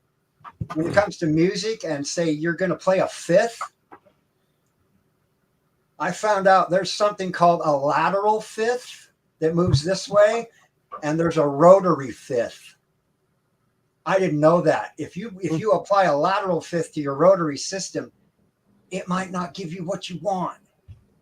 Wow. And I didn't realize this stuff till she made me think, and I started digging. If you want to know about it, I definitely recommend this book. Quadrivium. The 4 Classical Liberal Arts: Number, Geometry, Music, and Cosmology. Oh, that's cool. This is almost like a primer for Masons, I swear. Huh. You open it up, and Can you get that on the time Amazon? I opened it, I went to that page, Resonance Pictures, and it showed the Chladni forms you're all familiar with. Well, it says those pictures are all 2- and 4-way because they're on a square membrane. Then he talks about the patterns you get if you use a round membrane. Oh wow. That makes me That's want to pretty take a cool. pizza platter and put it on my rodent coil and do some cymactic tests. Those pictures are the pictures I based my first coils on. Radical. Yeah, this puppy. Absolutely. This book, I mean, oh well, that ain't going to come in well, but it talks Yeah, about kinda so many see it. things. Like A little that's a bit. Celtic circle, but then it also shows how it's a Gothic church window, and they show Right, this it's geometry all over. Yeah. Huh. Like a small labyrinth, correct? Interwoven. Yeah, I know exactly what you're talking about. Yeah, that book is definitely worth the money. It's from Wooden Books. Yeah. Can you get it on Amazon Anyway, or it's the Koenig sections was the thing I think is the reason that you have to pulse it 5 times, or you were saying, is because it Yes. has to push past all 5 of those or 4 to go from a big circle to the smaller collimated circle. Yeah, the 5th would be taking the big circle from up top to your 0-point circle. yeah? Okay, so is the second one over? Is that the one you say it's finalized at? No, I think of the when it goes hyperbolic, where you're connecting the top and the bottom, Okay. that's when you're going to get your. Yeah, if you want to play that one fractal pump that we discovered. Oh yeah. I was playing it earlier. Let me play it so that you can narrate for us a little bit. Give me 1 second.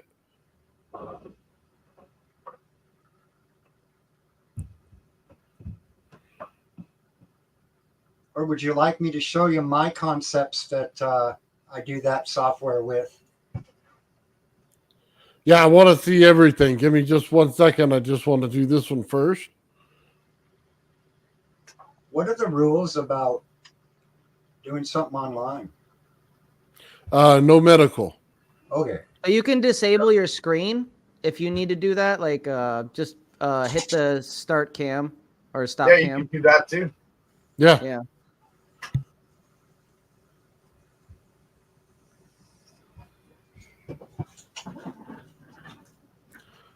Okay, you ready? I'm gonna play it right now.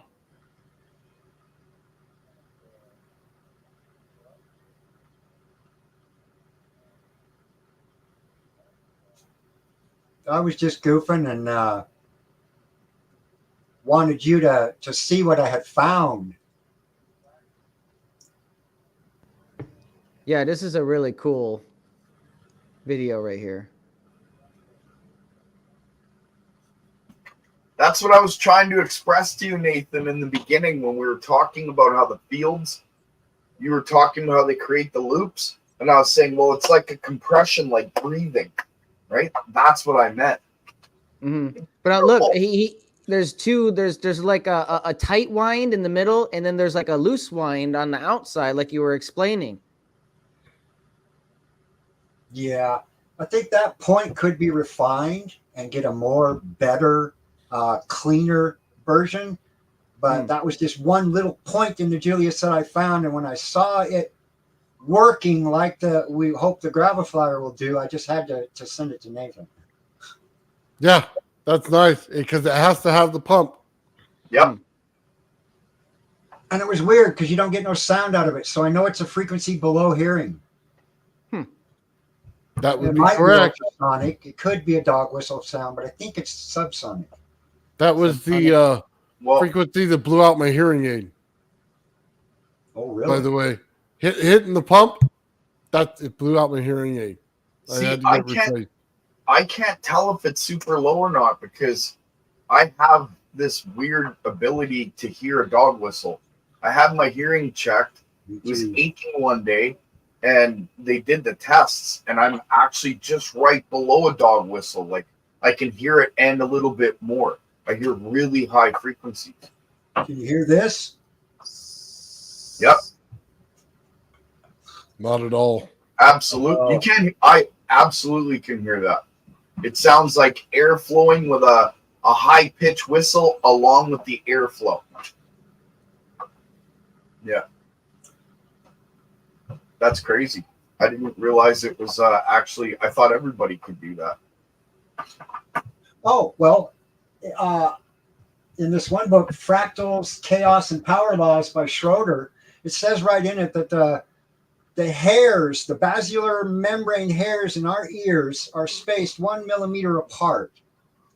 And that allows for us humans to actually hear the Brownian motion of the atmosphere.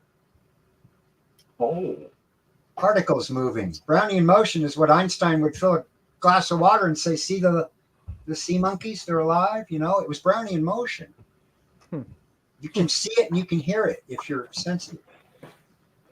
You'd have to be pretty sensitive, though, or at least in a quiet space, along with your sensitivity. Or don't stand in the front row at rock concerts and you'll retain your hearing. You know what? Maybe that's why I've never been to a rock concert. I had tickets for Pink Floyd, center stage, third row, and because I made bad decisions as a kid, I got locked up one day before the concert. Oh, So I've never been to a concert ever. I've been to a bunch of them. Oh, okay. Yeah. I wonder if it I just kills went the to see high. Dream Theater in Detroit not that long ago. I wonder if it kills the high frequency ability in your ears. No, a bunch of saws would do that. Well, at work, and I work construction, they have a bulletin board, you know, those safety bulletin boards, and it tells you, you know, what decibels the human ear can take and how long. Like you can take this many decibels for this many hours before it starts to do permanent damage.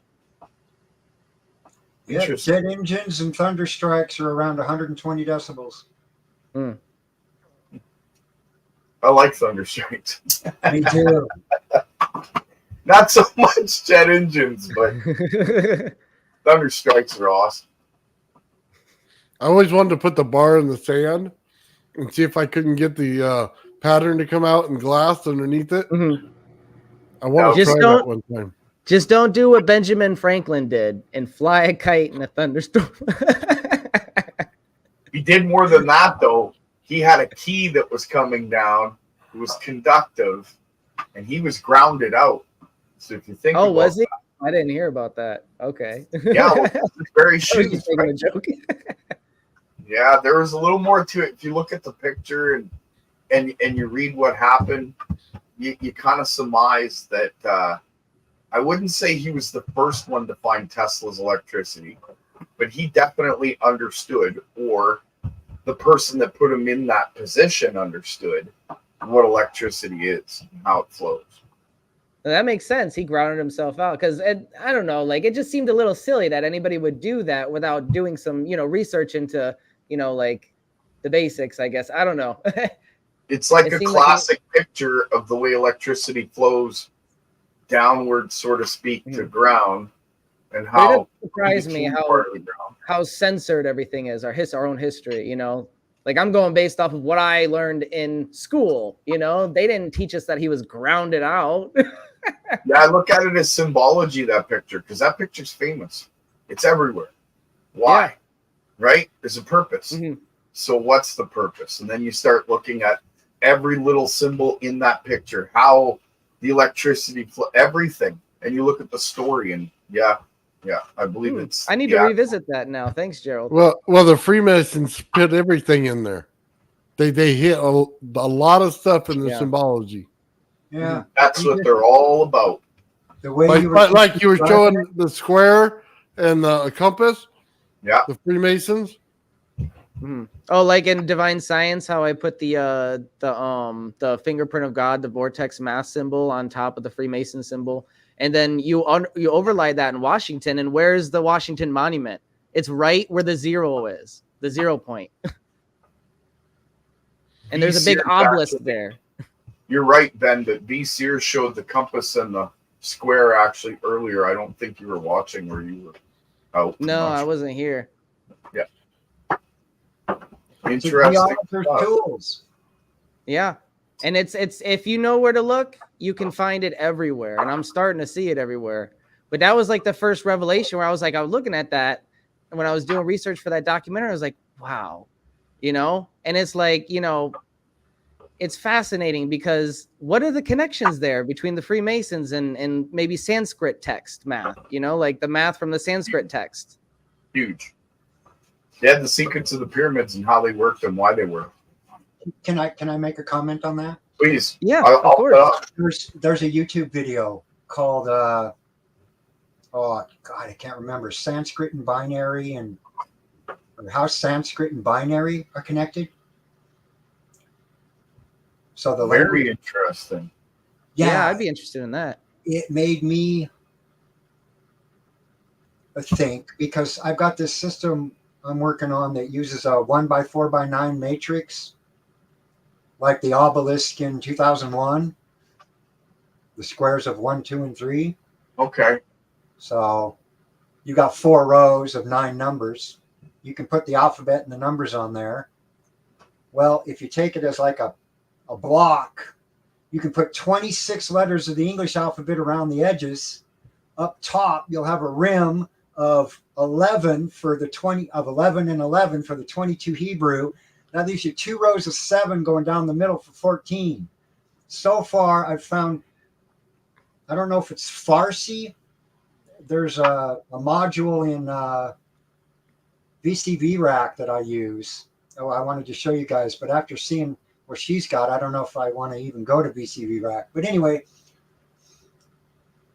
the 14 slots could fit the 14 Upanishads from Sanskrit, which is the basic chant mechanisms for their whole prayer system, and the three languages would all fit. So the binary system that the guys talk about in Sanskrit in the video is Cantor's dust.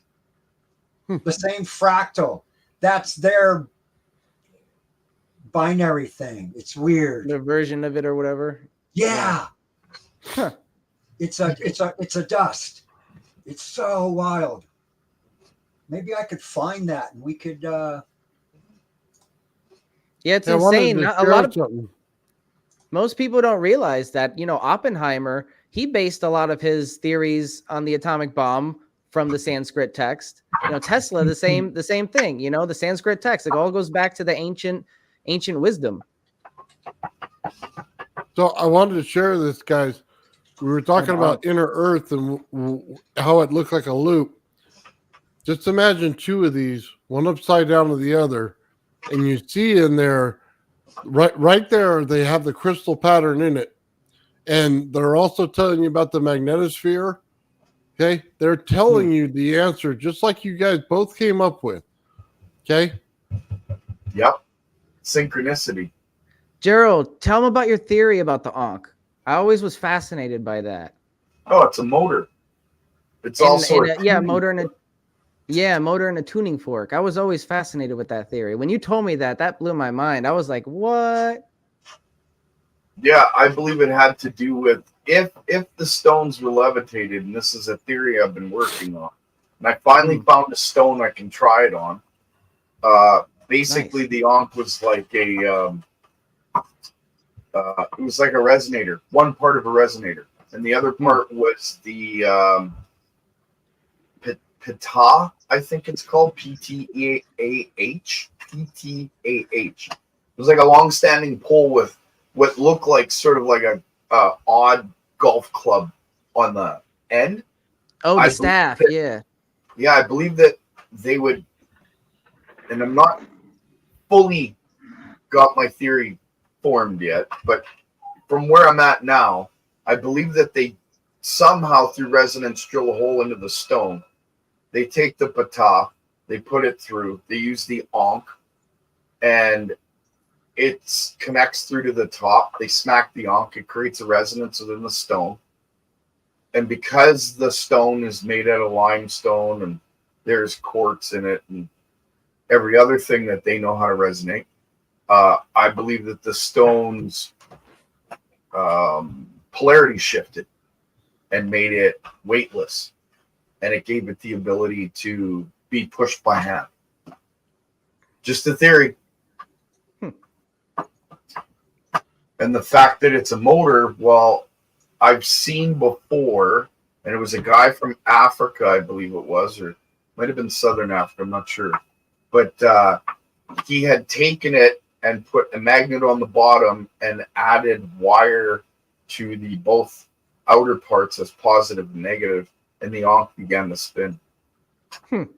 That's That's cool. So if there was a lodestone sitting underneath it, and they had the ability to create wire in any way, shape, or form, as we all know, the Baghdad battery, you're going to make that onk spin.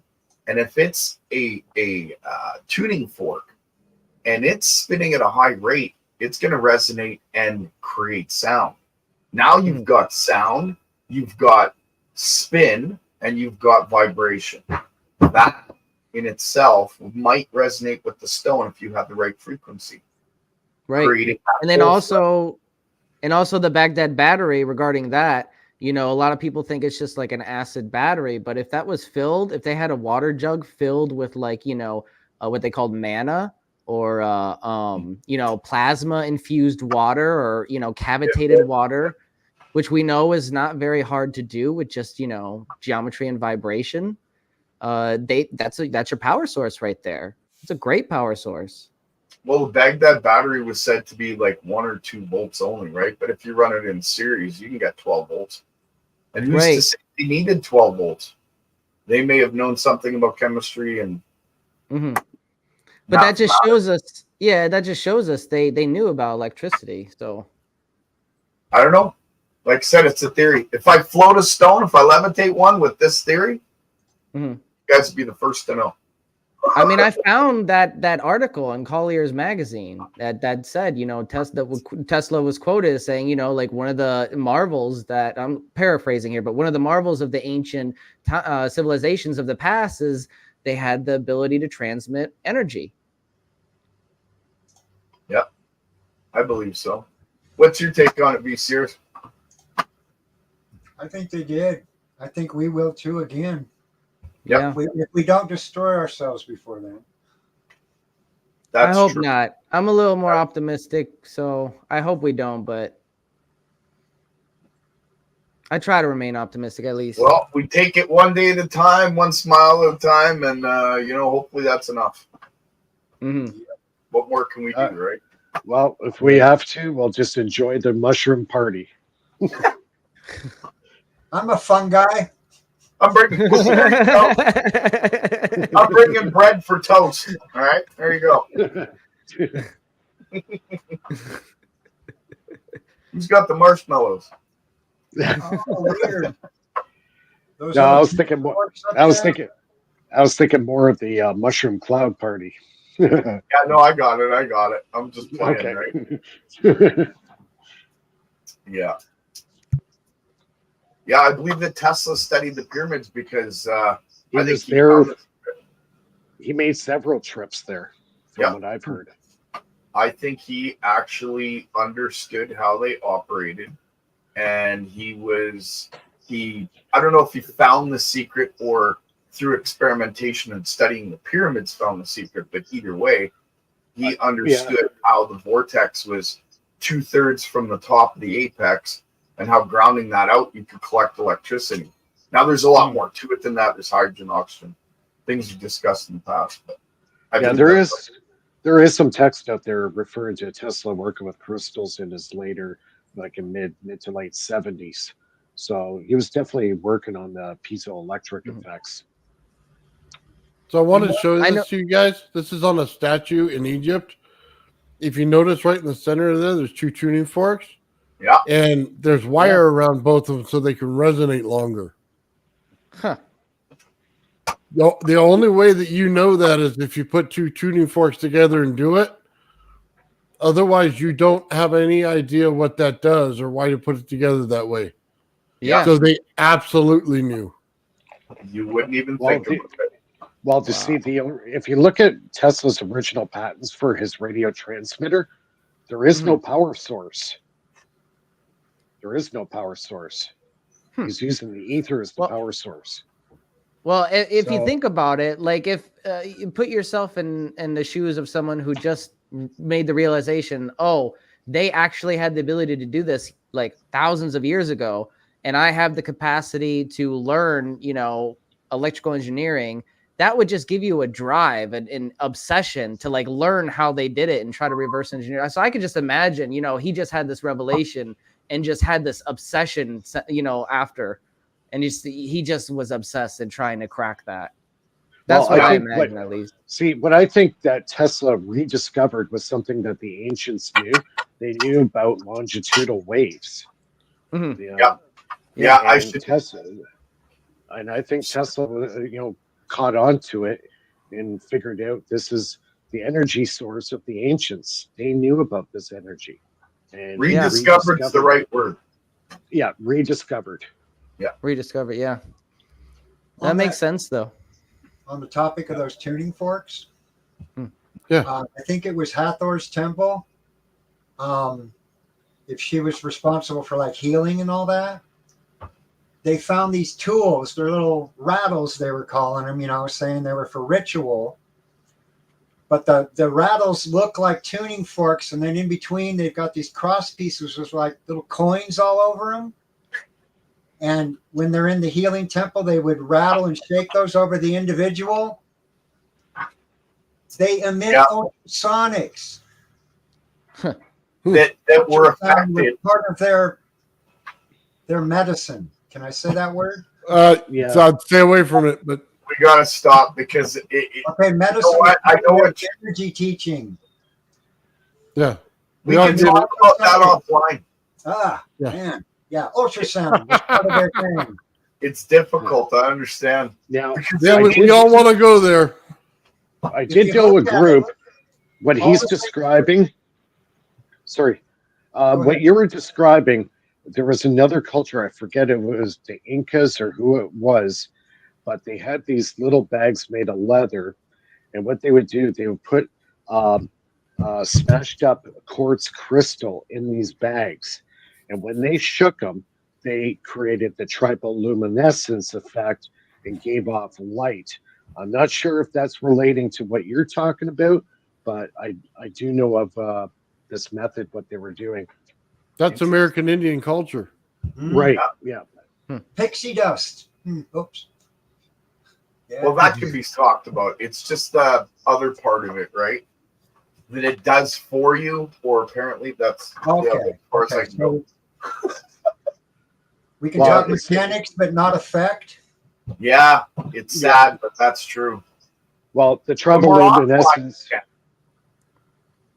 I think that triboluminescence that you get from quartz crystal, when they hit each other, it creates a natural light. And you could actually do that too with rock salt. If you take two pieces of rock salt and you smash them together, you'll get light. Well, quartz crystals, the piezoelectric effect. That's right. It does not take much pressure to cause a piece of quartz to give up electrons. It only needs to be put under pressure. Sound waves are enough pressure to cause quartz to liberate electrons that are in the lattice. I told you. You can sing them free, huh? And you know why I use my piezoelectrics in my pulse motor. They increase the potential 50-fold. It's an energy translator. Mechanical energy gets translated into electricity, or electricity gets translated back into mechanical, giving you vibrations. Your piezoelectric. It's a two-way street. Okay, so would you say that like water pressure on top of a very large crystal would have the same effect? It would need to thump it occasionally. Yeah, like a rising. Or on it as just gravimetric pressure. Water hammer. Boom. That backs up Gerald's. How to actually initialize water hammer, because I've had so many drains where if you get the valve just right, you can get the water hammer. You'll get water hammer and ultrasonic coming off it. And I'm like, oh my God, I could use that. And I'm like, how do I do this? And they tell me, oh, I don't know. We're totally strict about trying to avoid water hammer. Yeah. By the way, when you have a pyramid structure in the top and the bottom, anytime that you have small over big, it'll pull to the direction of small. So they say it's a pump for water. That's exactly what it's doing. It's the biggest plunger in the world. It's just pulling that water right up. Yeah, your experiment that you do with your cones where you're pushing them between capacity plates. I play with that idea with pancake coils. Nice. With back plates I put metal plates behind them to act as either capacitor or a backplane that reflects it. And these little guys, if you want to find small pancake coils that are perfectly wound for you, go out and look for like the little Verizon modems that they used to sell for hotspots back when it was 2.5. You can open it up and pull these little perfectly wound pancake coils out. Interesting. So don't frown when you drive past Goodwill. Heck yeah. Good. So, yeah. That's like my shopping place. Thrift store and Goodwill. Oh, Yeah, cool. I like Water going there tower. myself. Watch that. Yeah. I'm so close I can walk to mine. What was Nathan, that who was piece? that guy that said someone's going to be on doing water hammer research? I'd like to see that link. Oh, I'm not getting any chat in this. sorry. Give me a second. Let me look it back up. Oh, there they are. I'm in private chat. I got to learn my software too. It's okay. We were all there at some point. To help with the studies, guess what I got? Today, Eric Dollard's book number 3 just came out in this series. Electromagnetic Induction and its Propagation.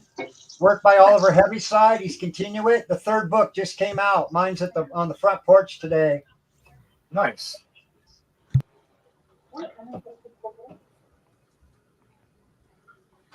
Any spoilers? Him and Aaron have given me permission that as I work my fractal math and discover correlations to his work in the books, I can go ahead and share out of his books the correlations. So I already have permission. I went to the lab and chatted with him. And Nice. Yeah, that's mine are awesome. autographed. Oh, I'm jealous now. That's the way to do it. That's cool. Yeah, that's really neat. Yeah, Eric Dollard's a legend in this work. Yeah, honestly, I hadn't heard of him before I was introduced to this group, and I started looking into him. So I'm still learning what he has to say.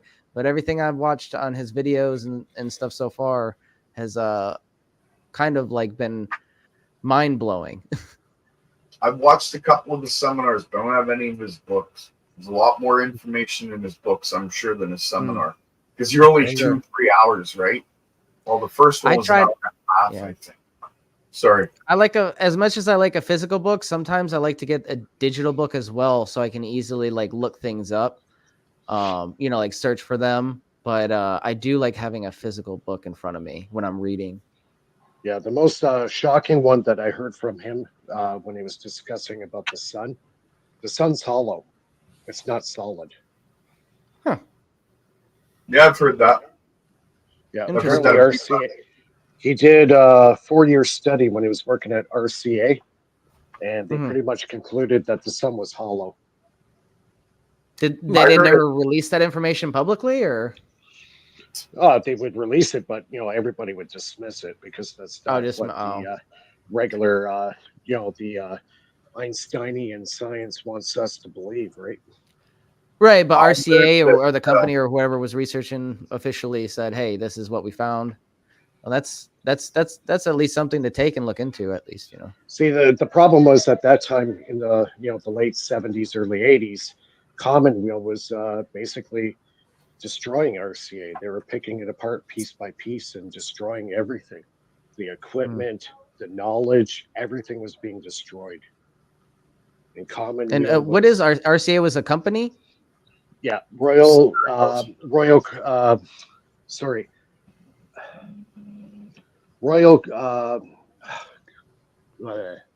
got a blank here.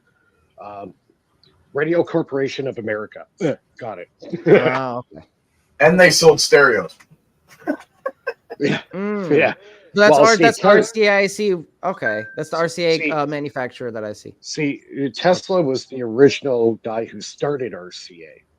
And then Marconi came in, and then you had Alexanderson come in, and try to circumvent all of the Tesla patents to make radio. And Tesla was kind of going along with him, but he eventually faded away because, Marconi at that time was in several patent wars. He was using 17 of Tesla's patents to make his radio. So him and Alexanderson, they had to do what they could to circumvent the patents and go in a completely Right. different direction. Because at that time, Tesla wanted to go longitudinal. They wanted to stay Hertzian, right? Hertzian waveform. So that's how they were able to circumvent and go in a different direction. With Hertzian, you have almost complete losses. And they built an empire off of Hertzian.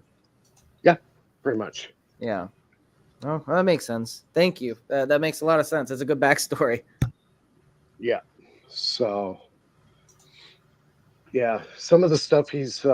I'll actually go on a Eric Dollard binge, and a whole week I'll just watch all his old, lectures and stuff like that, just to kind of get my brain back into gear again. Because No, I understand. I do the same thing. The way he explains everything methodically makes it very easy to understand. And that's very important. And the knowledge like this has been lost. So I get myself up to speed again because I do forget stuff over time.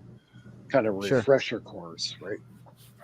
The only thing with Eric Dollard is he gets really technical, and ultimately he's using Tesla's system, or at least the same system Tesla is using in order to propagate. He was the only guy to actually replicate Tesla's patents right to a T. He says the problem today is they don't replicate exactly what he did. They try to modify stuff and change it. He says you have to read the information that he wrote down and follow it step by step exactly how he made it to a T. Then you've recreated what Tesla made. But everybody thinks, okay, well, I'm going to change this a little bit and modify this a little bit.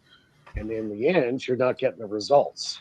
It says you have to methodically go step by step and see what the patents actually tell you to do. Then you'll get the effects that he claims happened, right? So he's pretty much the only guy that he knows of that actually has done this, right? Especially all the stuff he did at where was it, Landers, I think, back in the desert 80s. Yeah, and near Landers, he did it back in the early 80s. He was actually using the ground as the antenna. Yep, he did some pretty cool experiments with that. That's the same thing Tesla was doing, just using the ground to transfer energy. It's like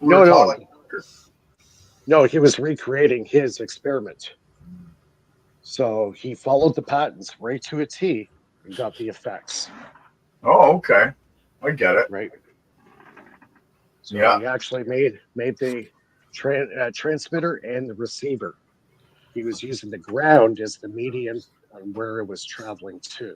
Yeah, single wire electrical return, SWER. Yep. Yeah. One wire. Yep. Actually, there's we were talking about that earlier, and using a homopolar generator to do it, and how the old meters that they used once they canceled Tesla are actually that very same thing. Yeah, it's the homopolar generator. Yeah, I did a whole thing on this.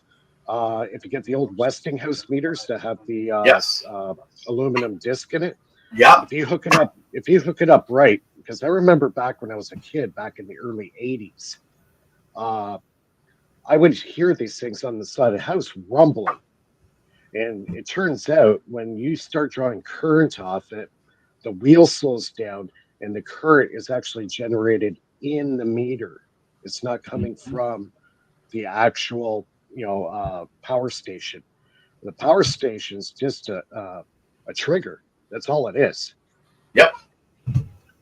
So, I have one of those meters. I'm going to find it and I'm going to put it together. Yeah, hook it up because Yeah. he said, I'm trying to remember the guy who was actually working on this.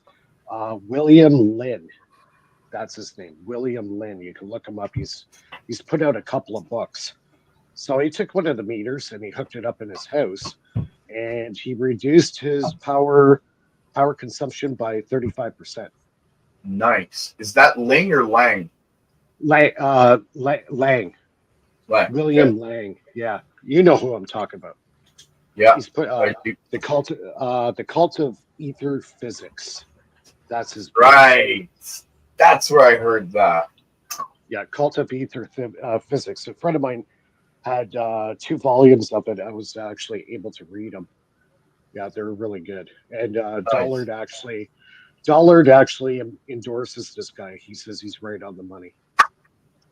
So if we take into account the single wire electrical return along with the home puller generator in each single home, because they state that they're meters, you're talking every person in the world, well, every person in the Western world has a free energy system in their house. We got right hooked up to the house. See, back in those days, we didn't have the power stations we have today. So all they needed was 100. All they needed was like 120 volts at say 1 amp. That was enough to trigger the circuit inside the meter. So those That 2 sounds big about coils, right. yeah, the 2 big coils inside that meter. That's where the current was being generated, right there.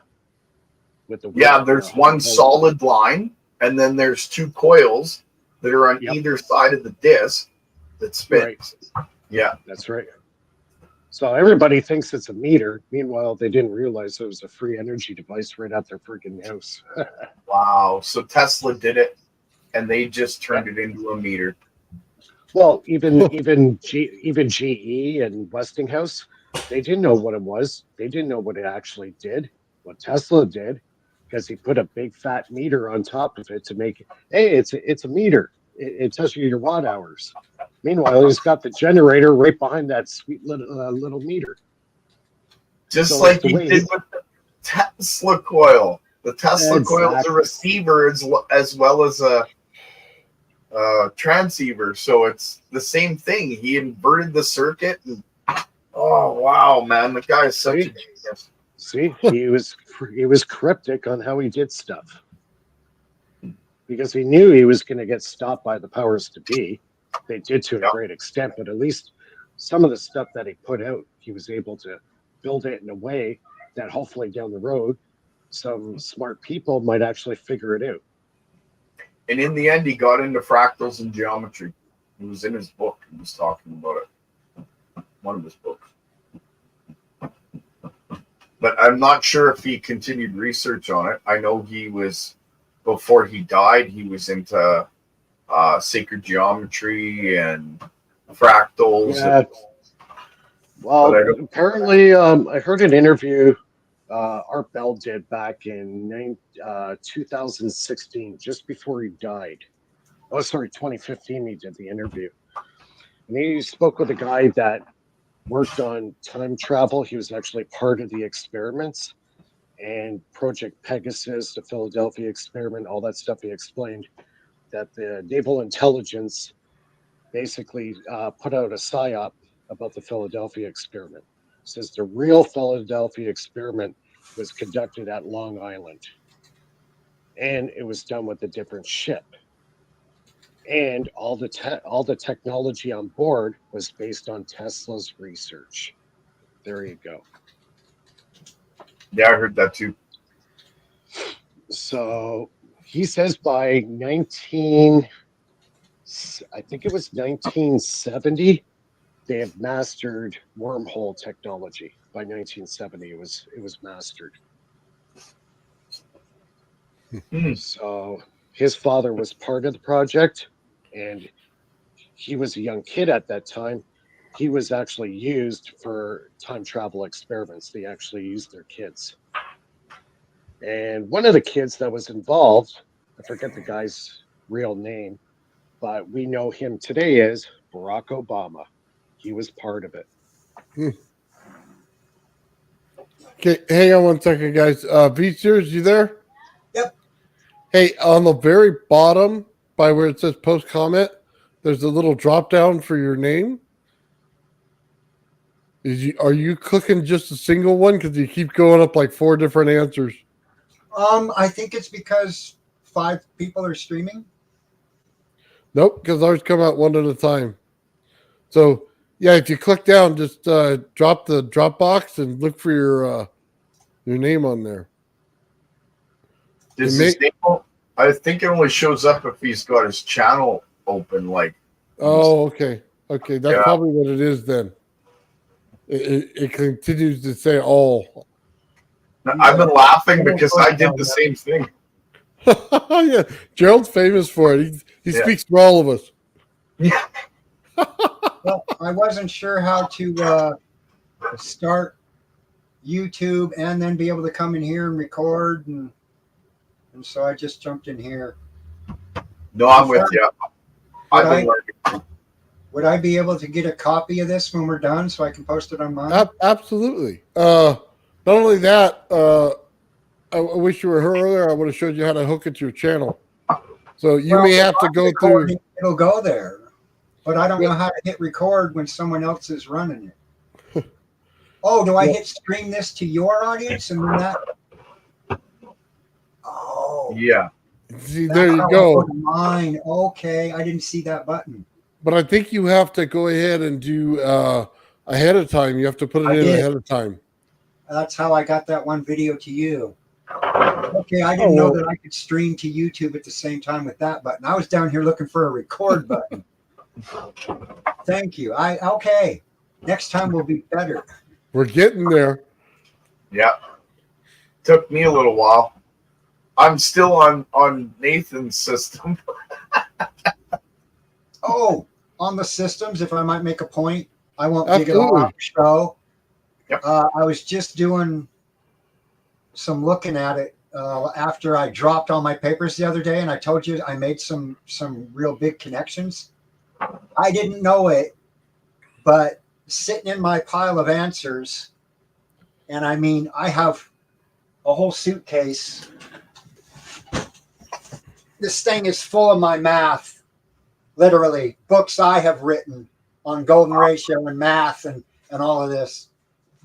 But anyway, when it fell out and I was picking it all back up, I noticed that right sitting in it was 6.31 something or another.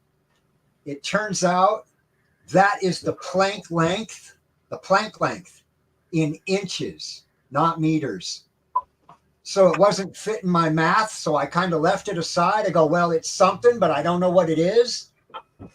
When it fell, I noticed, and I'm going, holy shit, I have a connection not only to the fine structure constant, but the Planck length. So it makes me completes it. It makes me feel that I'm getting closer to an electrical theory using fractals. Nice. Yep. I showed it to Eric Dollard, and he checked my math. But he said, you have no boundary conditions. I didn't know what that meant. He goes, without boundary conditions, I can't make heads or tails of it. So I came home and was studying boundary conditions. And that's where I found that one with P that has a negative factor. Yeah. Yeah. So I learned my boundary conditions. And so he showed me right where to go and take this and lead it. That's why I bought his books, and I'm trying to make the two systems match. Nice. Because if I get his backing, we're millionaires and we're all going to have gravel flyers. I got a question for you here from Ian. In numerology, do you use base 10 or mod 9? Like I said, in my numerology, I could show those graphs again. I use the ABC 1 through 9, just like everybody, but I make a fraction out of each word or name, first, middle, and last names. You bring the vowels up to the top. Those are your personal vibrations. Those are inner vibrations. And the ones you show the world are your consonants. That's your denominator on the bottom. Then you make a fraction out of it, and you will get a fractal. That's your personal. No other names might be similar, but their middle and last names are not going to have associative vibrations. So everybody has a 3 fractal. Oh my God, I'm just realizing this. That's their code.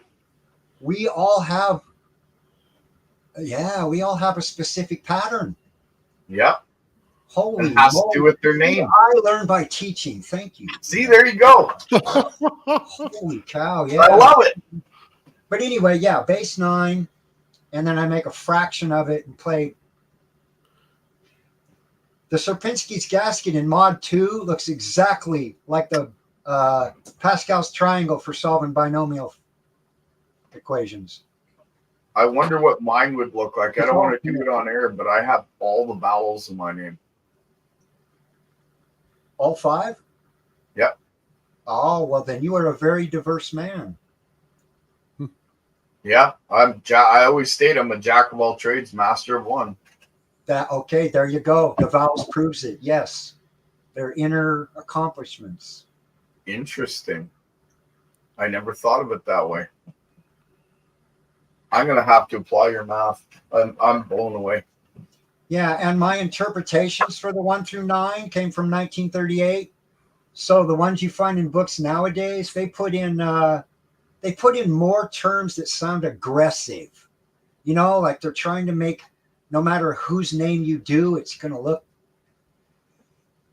I don't know. It just seems weird modern day as compared to the books where they were giving it to us back then. I got into this at the time when the establishment started taking all the occult and metaphysics books out of libraries. And if they did put the books back in, they would tear them into 2 or 3 books and make you buy all the pieces. It's all about the money, right? Yeah. Yeah. Or they're hiding the truth also, because they know, if you think about it, if the Anunnaki put something in our genes that modified us, we are artificial intelligence. We are the AI that they are afraid is going to get intelligent. Not that stupid search engine they're calling an AI. It's us they're afraid of. Well, they're afraid of us. I would agree with that 100%. Because we're learning, we're communicating, and we're sharing. We're going to see through the veil of BS. And yeah, we're going to. What I just got, like, in my mind was that your math that provides a fractal for each name, that fractal is a genetic code to that person and how they can become recombinated back to their original DNA before disease. Well, I'll stop. Just the 3 lock. You know what I mean? Like, yeah, interesting.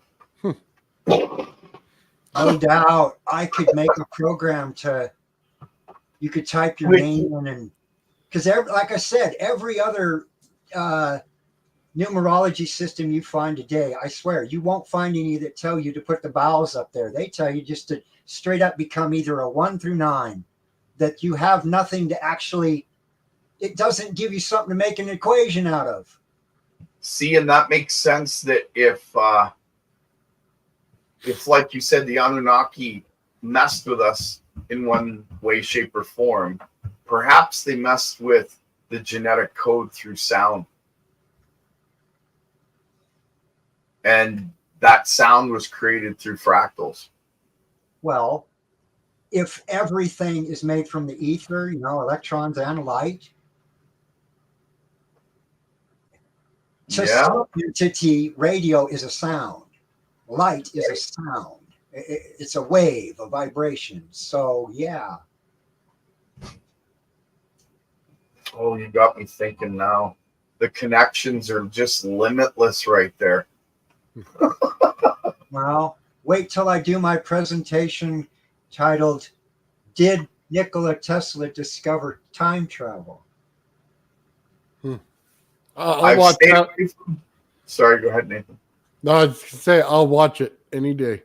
I've stayed away from that subject because I got 3 points that say yes. Yeah. One's mathematical, one comes from a physics professor, and one comes from one of Tesla's own inventions. I got an experiment that states you're correct. I'll say that much. That's why I've stayed away from time. The whole subject of time, time travel, time dilation, pausing time, time energy that gets imparted into each cell of your body through fractals, which could recombinate your DNA.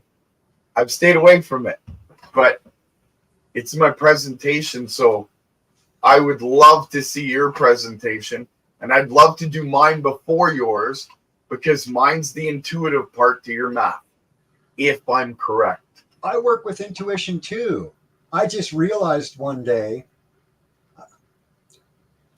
since Marco made the coil, I kind of followed his stuff for a while, and I was getting into it, you know. But then I was like, well, I'm not sure where I can use this, so I was going back to what I'm doing, you know, taking care of my pets.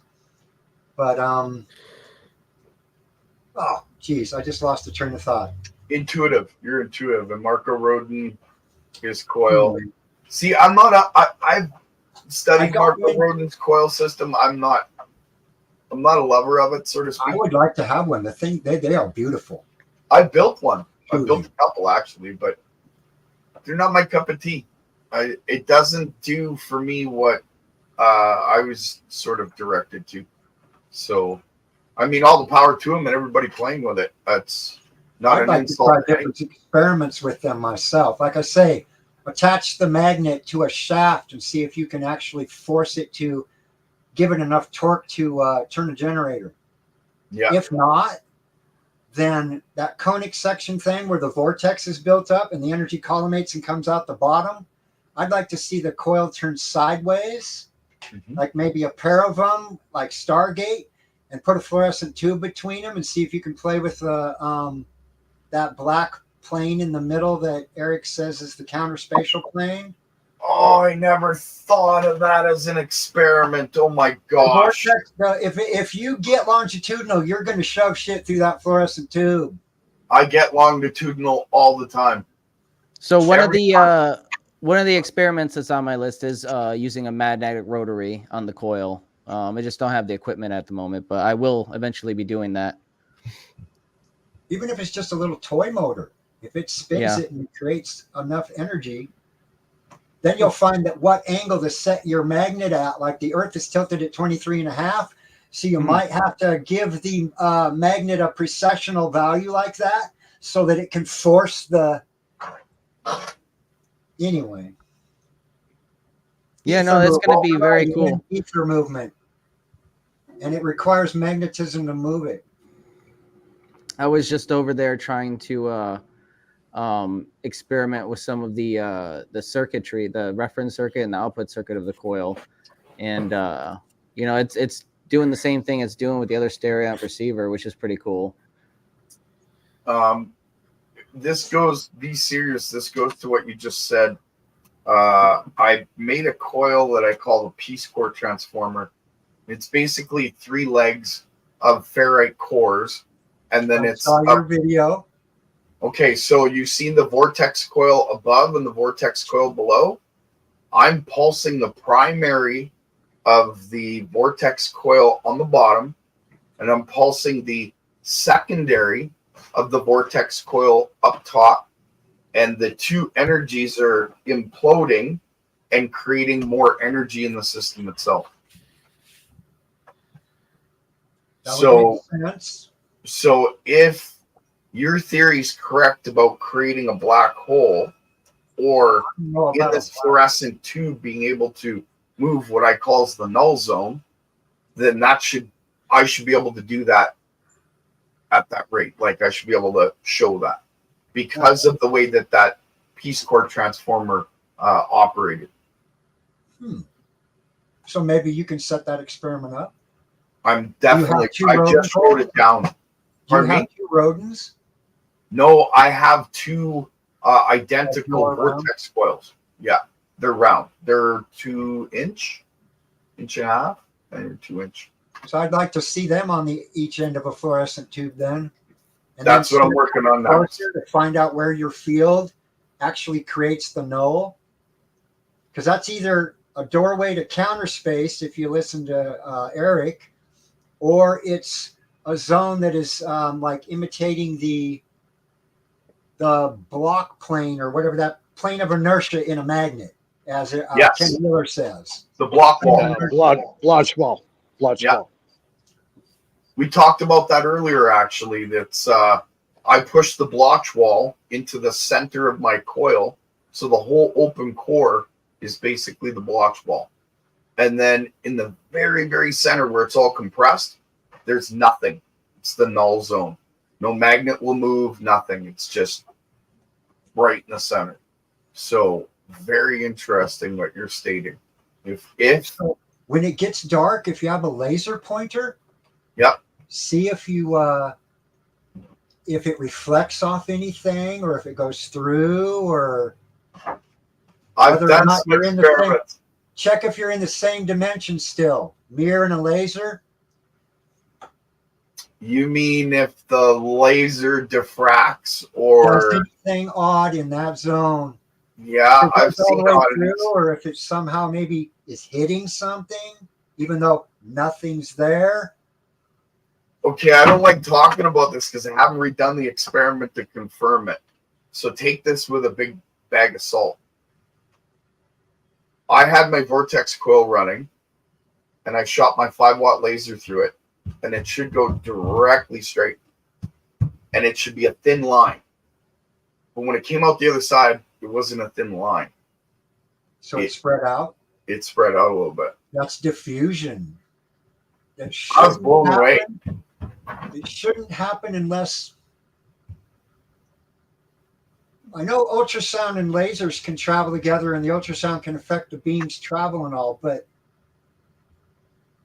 you might have gotten something collimated along the line and the laser could not. It was opening up the beam. That, I believe, is something I've been thinking about. If we have micro wormholes all over the universe, we got to have a way to wedge those puppies open. And it's a vortex that does it. Yes, and there are like at least 3 or 5 different really important different types of spirals. Yes, absolutely. Yeah, and I think that you have to have 2 inverted coinciding spirals to open a doorway.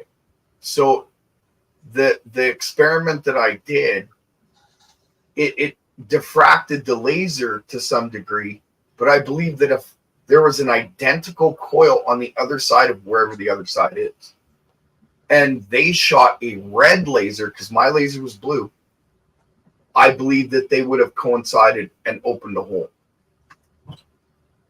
That's my theory on that, because it's a red-blue shift.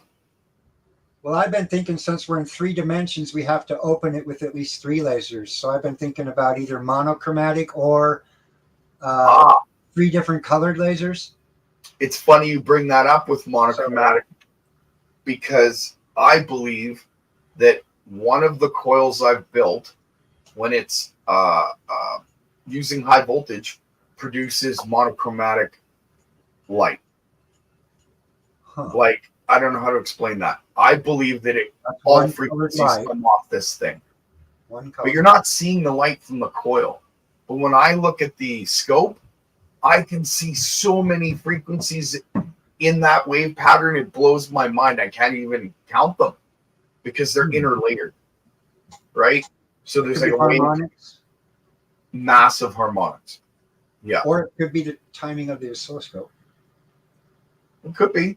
But with scalar, it's hard to know because this equipment is not built to measure it. I think that is one of the reasons why Eric Dollard prefers analog equipment and old meters.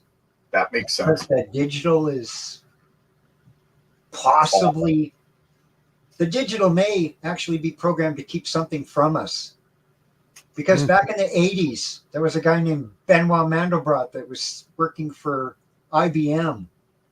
He's the guy that studied them and found the Mandelbrot set. Well, actually, what he found first was Cantor's dust, right? That we got from Let There Be Light, the 063, that fractal I showed of the bars all messed up. Yeah. if you think about it, the way it grows is powers of 2, which is exactly what binary computers were using. And at the time, everything was going over phone lines. So they were picking up Earth and space and the whole bit. Right. Okay, well, he was studying errors in their data. And it was and no matter what time scale he looked, that fractal would pop up. And when they said that it was no matter what time scale, I was like, time technology? So what I did to get rid of the errors, which hides that signal from us, is they created a CRC chip. It's a character redundancy thing. So if it comes through and it ain't right, it resends it, redundant, character correction. Yeah. CRC chips.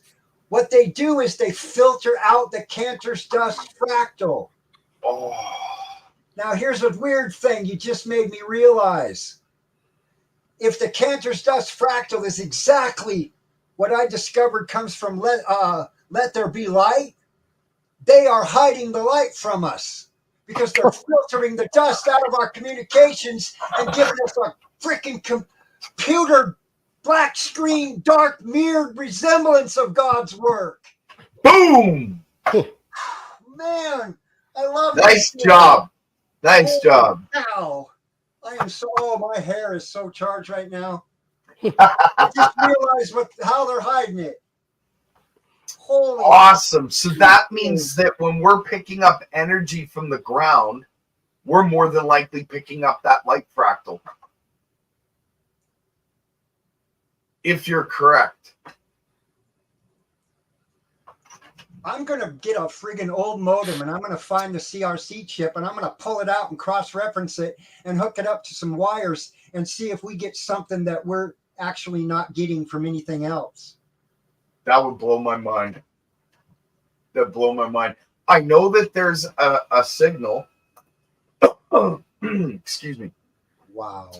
There's a signal. There's a frequency that comes from the ground. And I can't isolate it, and I can't show it on an oscilloscope, but it shows up as power, as voltage in my system when I'm using it. So I don't know if it's that fractal, but here's an experiment to check along the lines of electricity and the ground. Ground actually connects all of our electronic equipment to a zero frequency point. It's like, anyway, if you get SDRs out, you can see that zero. And I've even been working on trying to tune down into the negative, playing with the way you adjust your bandwidth. Yeah. And then switch to side bands so that you chop one side off, and all of a sudden you're over here into the negative. And I listen to shit I'm not supposed to be able to hear. But anyway, on that concept where we were talking earlier, okay, there's an earth frequency, there's the Schumann resonance frequency.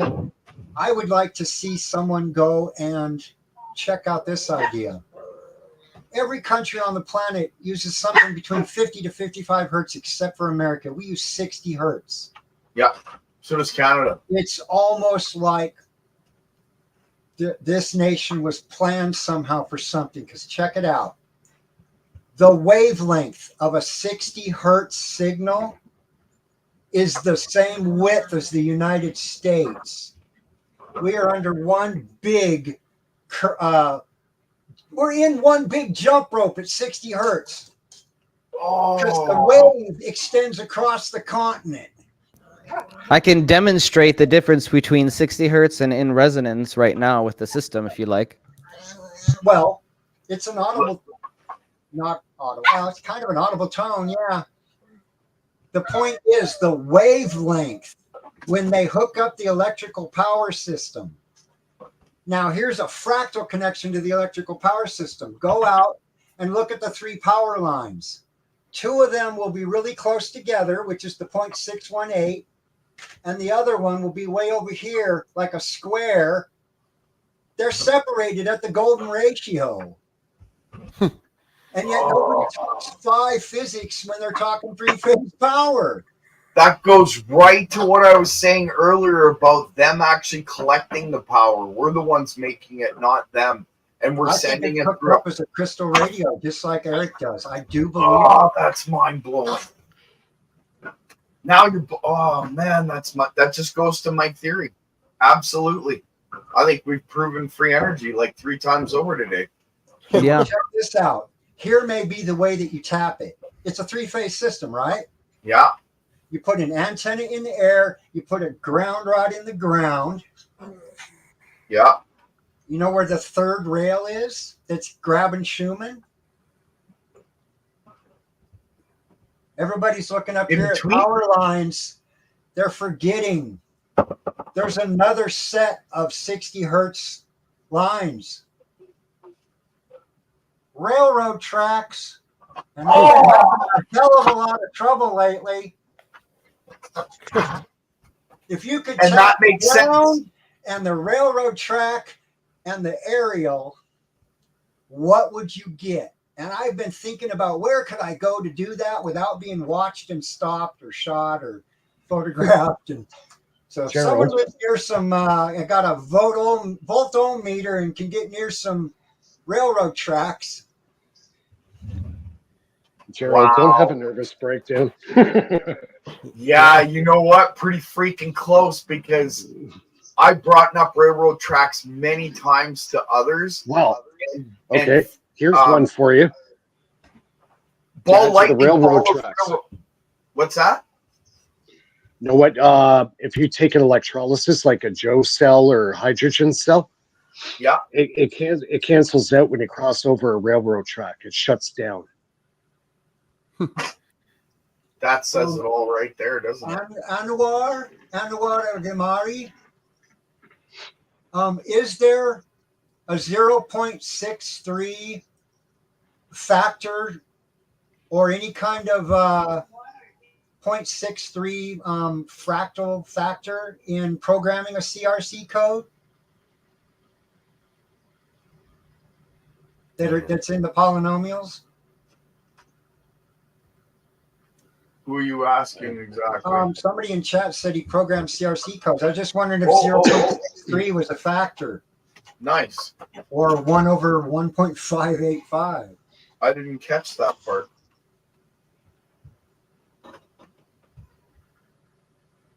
Yeah, railroad tracks. Ball lightning actually follows railroad tracks. It's a grounding point. Yep. And you can trap electrons between 2 parallel conductors. The field between them, they actually found out, they didn't, know, but power lines have these little separate little like conduits of trapped electrons around them. And between the wires, they seem to dance in there. Yep. Almost like they've got us all segmented in these little RF cubes. Wow. Well, Eric Dollard says when you got the high voltage lines, so you got 40,000 volts going through each line, there's such a huge dielectric field being generated between the 2 lines. What happens is that's why they have to put the insulators, because what happens when that voltage is traveling, it's actually on the outside of the wire. Yeah. Okay. So you got that massive dielectric field between the 2 wires. It will actually start pulling the wires in.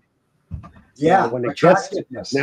right. So what happens is when it gets to the point of saturation, you get the explosion, because there's only so many electrons you could shove in a bottle. When that space becomes too dense and oversaturated, that's when you get the fire.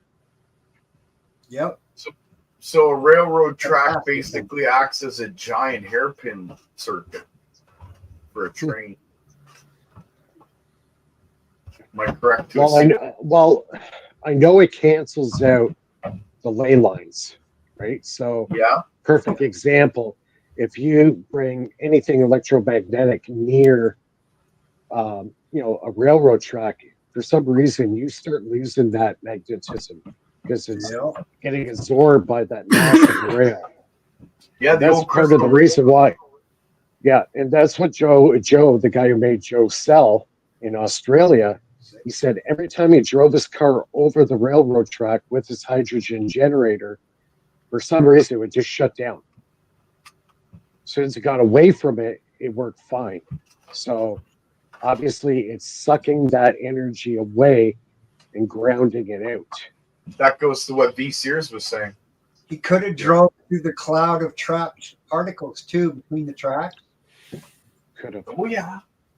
Because if you think about it, I've always wondered, like, how did people know when people were coming and things like that, supposedly, back in stories I would read. And I found out there were these antennas, like you could put an antenna on top of a church with 6 coils going, or 5 coils going out. Right. Toroidal coils. You could actually detect a dog walking along and know if you were recognizing the pattern on your scope, who it was or what it was that was going by the church. Yeah. And know who did this? Know who was doing this? Who? Nathan Stubblefield. Stubblefield coils. Yes. He made a system. It was like a little grid on a table with electromagnets in 4 corners. And when anybody crossed onto his property, the little pendulum that was in the middle of those 4 inductors, it would start pulling it towards the inductor, basically in the direction of where that person was breaching his land. He could tell where you were coming from.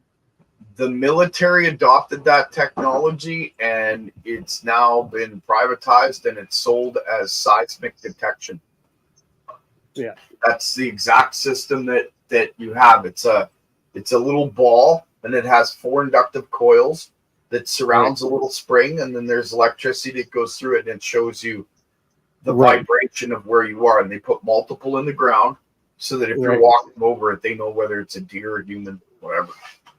And that's them everywhere.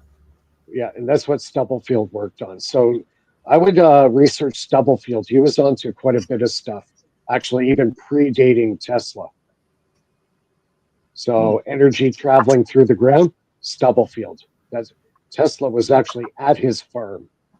And Einstein was there, Steinmetz was there. They all witnessed his radio system going through the ground.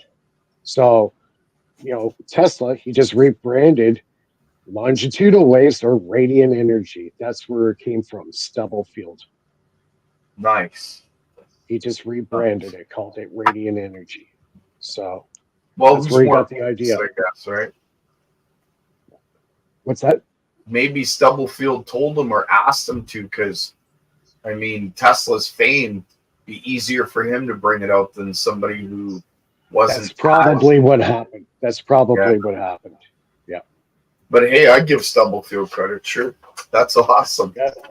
Yeah, he was 50 years ahead of Tesla. So.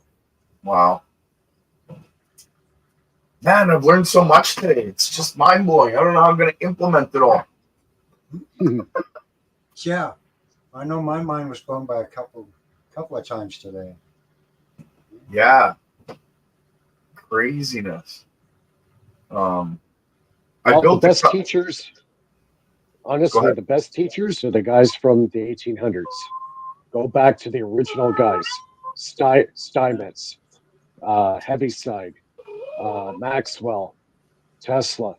Study those guys. That's where everybody should be studying. Those were the real engineers. After Steinmetz died, the real electrical engineering ended. Yeah, that's true. For the people into vortex mechanics, you might get J.J. Thompson's book. Yep. Oh, nice. Yeah, the math is a little crazy. Heaviside kind of simplified it. Yeah. The Heaviside component, I think, is a really, really huge thing in what you guys are playing with. So I would really embrace and study the Heaviside component, the electrostatics. The electrostatics, they propagate faster than the speed of light, faster than C. So that's why Tesla was doing what he was doing, because he knew with longitudinal waves, it's an impulse wave. It exceeds C. It's It's pi/2 to the speed of light. That's what longitudinal waves. So pretty much it's instantaneous propagation. So you could do a real-time conversation with somebody on Mars. It's instantaneous. Pi/2 times the speed of light? Yep. Because there's a Yep. Thank you. I'm going to look at that. There's a corner in my thing I'm working on that Fractal Woman did where there was unknown physics. And I've got 3 of the corners of the matrices done, but the 4th one I'm having a little trouble making a connection in my math. I keep rewriting it and yeah, pi/2 yeah, to the the speed of light. pi/2 is the thing that's tripping me. I got the square root Yep. 2 one okay, but yeah. Right. So So multiply it times the speed of light. okay, there's a video you can watch. Type in Eric Dollard and Chris Carson. They did a lecture together and they talk about this. It's on YouTube. You can look at it. Eric Dollard and Chris Carson, and they talk about this. So I suggest you watch that, and you'll be blown away. And the guy in the audience goes, "Well, he's exceeding C," and he goes, "What's the limit?" And Eric looks at him and goes, "What limit? There is no limit." And the guy's like, "What?" That goes right along with my theory that, and I think V. Sears has the same theory that Tesla found time travel, and I think that he passed that knowledge on to Otis T. Carr, and that's why the Utron was developed, at least to a degree. I think that it actually flew. I think it worked. Yeah. Well, they went after him big time. They incarcerated him and shut the whole business down. They wrecked his life. So, yep. So it's pi/2 to the speed of light. Hopefully that can help you out. Yeah, because Wow. A couple of dollars I haven't seen. that goes to the speed of thought. Exactly. So that would mean that. Yes. Oh wow. Okay, so that goes right along with what I was saying before. Because Otis Carr's machine interfaced with the human brain. There was a blue crystal on the inside of the craft. You go into a meditative state when you're in the craft. That's how the time travel happens. You and the machine become one. See, and I believe they had to be in the spirit. They used the meditative state, they used the mind to get into the spirit. And like where I do said you think before, the power where do you think go ahead. Where do you think the wormhole is?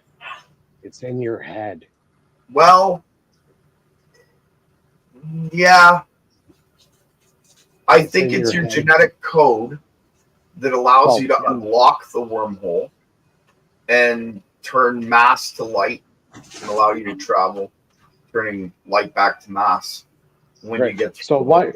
So this would explain why remote viewing is possible. How are you able to transport your mind through time and space to another location that you've never been before and accurately describe what's happening? Your mind, your thought is going through a wormhole. Can I make a statement there? Yep, please do. Okay, you guys know about the frequencies of the planet Earth, right? Yep. There's like 12 hertz, 6 hertz. 7.83. They happen, those all happen to be brainwave frequencies? Yep. Yes. Okay. Beta. Along the lines of what I said about 60 hertz, one 60 hertz wave is over 3,000 miles long. Just one wave, one single 60 hertz wave. Mm-hmm. That's clear across the country. A brain wave at 2 hertz, I haven't done the math, but I'm pretty sure that can stretch way out into the solar system. A 2 hertz brain wave. That wavelength would be so long with so very little movement. And yet, masters who can control the body temperature and stuff like that, they have been hooked up to EEGs and found that they can get into a alpha or theta state or whatever they want and get into these low frequencies and yet remain aware. So somehow their low frequency brainwave is having a really high frequency carried on it, like a carrier wave in a radio. Right. Wow. I So never that wave considered extending out into space could connect to a lot of things. Right. The same like Ingo Swann, when they were doing those mind experiments at SRI in San Francisco, he was able to move an interferometer over 2,500 miles away with his mind. It's in a lead shielding, type, box, and they use that to detect, neutrinos and earthquakes and all that. It's hermetically sealed. Ingelsson said he was going to get there. He was going to go inside the device and he was going to move the pendulum. He did it with his mind. The CIA went friggin' nuts. They were all Nikola over SRA. Tesla did say visualization was key. Yep. Mm-hmm. That's how I build a lot of stuff. Not the coils, that was a little different, but I see things right in front of me. Like I used to call it the power of imagination, but basically, like I was explaining in one of my lives, I can look at my TV and in my mind pull it apart like a three-dimensional plasmatic form and see every part. And if there's something broken, I take the part out, and in my mind I put the part back in, put the machine, and if it works, that was the right part. If it doesn't, I'll pull it apart again. And it's just visualization at a high level as far as I'm concerned, right? But I mean, I trained in martial arts when I was younger, and I use breathing at the same time when I'm doing a lot of those things. And I could reduce my heartbeat down to a very low level because of the training I took. So I kind of wonder, if you were to lower your heartbeat level to say, well, I don't even know, 3-4 heartbeats per minute, would that mean that your thoughts, your conscious, what you're thinking of at that particular second would be pushed out further? Like, I kind of wondered. Yeah, it probably would, because it's at a larger wavelength. I would think since you're not using so much energy to pump your heart, you would have more to direct. Interesting. Sorry, it's just I'm just learning here. So yeah, asking questions.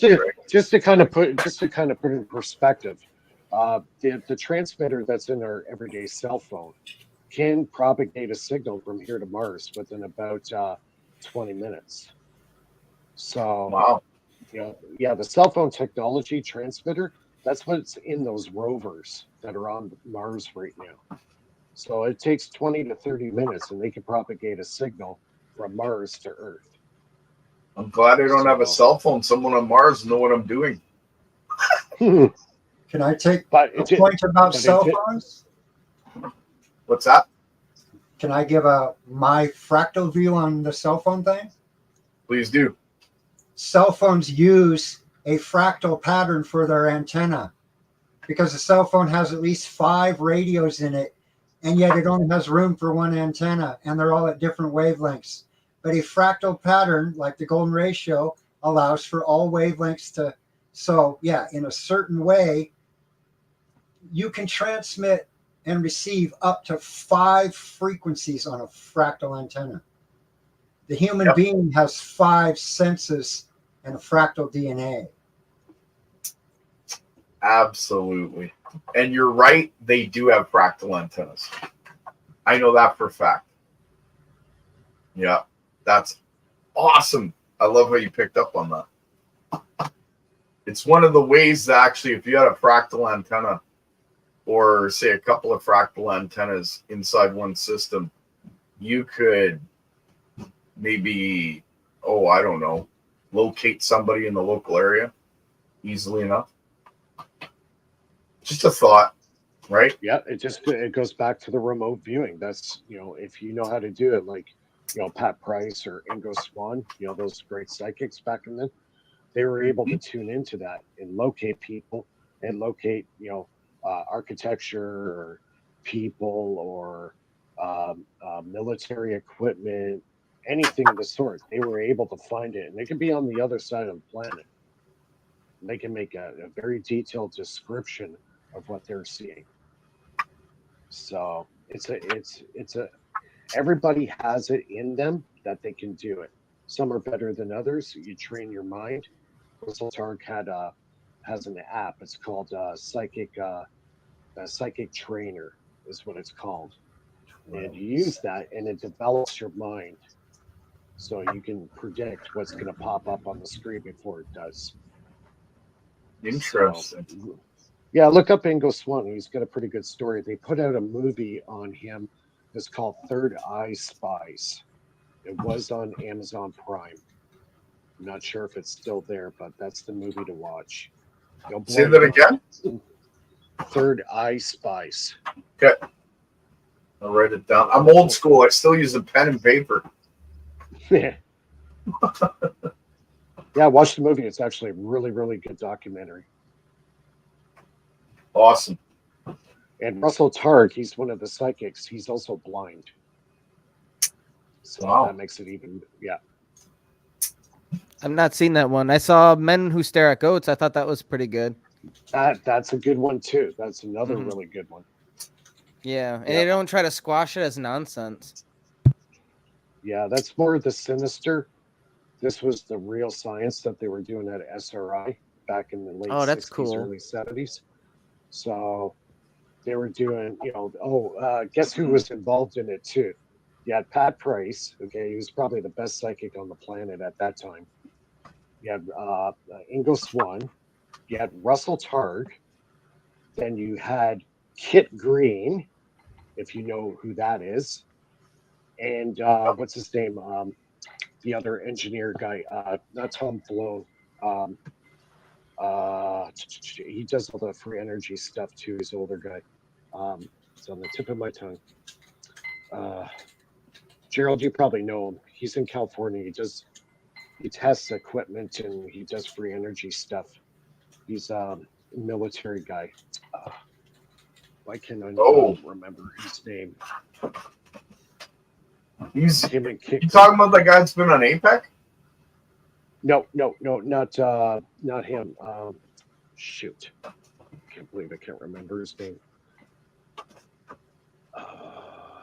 If I remember, carry on. I'll try to remember it. Okay, I hear you, man. But kind of interesting. All these guys were involved either with the UFO technology or the free energy stuff. And Kit Green is all over the UFO stuff. If you get deep into the UFO stuff, Kit Green, his name keeps popping up over and over and over. Yep. Yep. It's all over the UFO community and history, so to speak. Yeah, it's been an extraordinary freaking live tonight, you guys. I'm telling you, I have to bail right away, but yeah, man, I'm gonna have to meditate on all this information. Wow, and now I have like 4 inventions I have to catch up on because of you guys. Thanks a lot. Yeah. Hey, don't forget your circuits for Wednesday. I got a couple there, and what is this? This is a follow-up. I said I would build this to test it. This is the Horseshoe PMH, right? Okay. And I built the Alexov's self-oscillating, self-charging circuit, and that I'll be showing as well. And then there's the Vortex Mithril coil. And I have one more thing that I'll keep in the basket and won't tell you guys about that I'll show Wednesday. So that's kind of my breakdown. And then so there's the catch up. And now I have more work to do before Wednesday. All right, I'm guys, telling I'm you, I gonna really jet. do. What's that? I'm gonna jet for the night. Thanks a lot for having me on. Mike, thank you very much. I appreciate it. Yeah, thanks, And- Mike. Okay. Yeah, Thanks, take care, Mike. guys. We'll have to Okay, talk cheers. offline, Mike, about that later. Yeah. Okay. Yeah. Gotcha. Okay. Talk to you soon. Later, man. V Sears, absolutely amazing. Amazing math. You've blown my mind so many times. If you don't come back, I'll be sad. Well, I may make this like my daily ritual. He's part of the group now. You're Awesome. all in. I'm designing a room for you on the ship now. That's We it. got him hooked. After you did your thing, Nathan, and showed those ZVS heaters, and I realized I could make an induction heater out of it so I could repair my metalworking carving tools and stuff when I'm doing them. I went out and bought some ZVSs so I could build this shit and my induction heater. So Very I'm going to good. have that big 8-inch spark gap I showed you. Oh, yeah, he's got a nice one. It's going to make some noise. Oh, 8-inch. he's got a spark gap for a Tesla coil. He's going to set up. I look forward to Hey. that. Yeah, he's got a big spark gap, man. That's going to be just awesome. Oh, that's beautiful. I can't wait to see that. Cylinder, inches deep inside of an 8-inch unit for sealing sewers or whatever. It Nice. perfectly sets up, giving you 7 cylinders with the space to put a ground spacer in between, so I can wire them up out here, and I can make it rotate either way. Oh, I can't wait to see that. Yeah, they get noisy. Oh, for sure. But it's worth the noise. Oh, it is. Now we got Absolutely. a saying for V Sears. Bring the noise. There you go. Yeah. Yeah, if you want, you can just call me Vic or Victor or Bonsai or Dumbass or whatever. You don't have to keep saying V Sears. That's what my brother calls me, dumbass. So we'll get it mixed up. You know what I mean? So is it Victor? Is that your name? Yeah. Gerald Victor. Okay. Great I'll to meet you. remember it for next time. All right. Thanks, Nathan, for having me on. It was good meeting you, Victor. And we will see you guys, I guess, very soon. Yeah, see you on Wednesday. See you on Wednesday. You guys have a Gerald, great thank night. you for coming, man. Appreciate it. Thanks Thank for you guys watching for for being- me, everybody. Later, Ben. Bye, You gonna Sears. shoot Nice to me a meet you. copy, Nathan? Yeah, I'll send you a copy to your email. Cool. Yeah, I just want to check out Ben's experiment real quick before we I take was off for the wondering. night. His lights. He's got a pattern flashing on them lights. Is that the generator, or is the coil giving back that pattern? He's hooked it up to a Yeah. circuit, and he's got another circuit to it. So Yeah, that's the output. That's literally just the raw power output of the coil from just 7.83 hertz. oh, he's got his bigger coil hooked up now, and he's got the thing going. Oh. Are both your coils the same size? No. So the smaller, there's a smaller coil and a bigger coil, and I thought increasing the power would get the neodymium sphere to synchronize. You said it was just momentum, but I don't think it's just momentum, because I don't care how fast this ball is spinning. I take it right outside of the field and it just stops. There's no momentum unless it actually, on a few occasions I've seen it synchronize just a little bit, and I've taken it out like right here, and it's still spinning as long as it's at the correct angle, it seems. So, and then it just dies. But yeah, I think there's a little bit more going on than just momentum, but I haven't gotten it to synchronize yet. So I take it right out and it just stops, no matter how fast it's spinning, it seems like. Could I pose an experiment for you? Sure. Yeah, I'm down for anything. Okay. Since the energy's being vortex downwards, Put your coil to where you can put the magnet right in the middle, Uh-huh. but then slowly bring it down an inch and see if anything changes. Bring it down another inch, see if anything changes. See if you can find an area where the vortex maybe grabs that puppy. Right. Yeah, it might be a certain depth inside the core, huh? Yeah, the same way voltage rises 100 volts per meter. Check if Right. that longitudinal underneath is. Yes, that's a good idea. So I put it all the way down. I put it all the way down.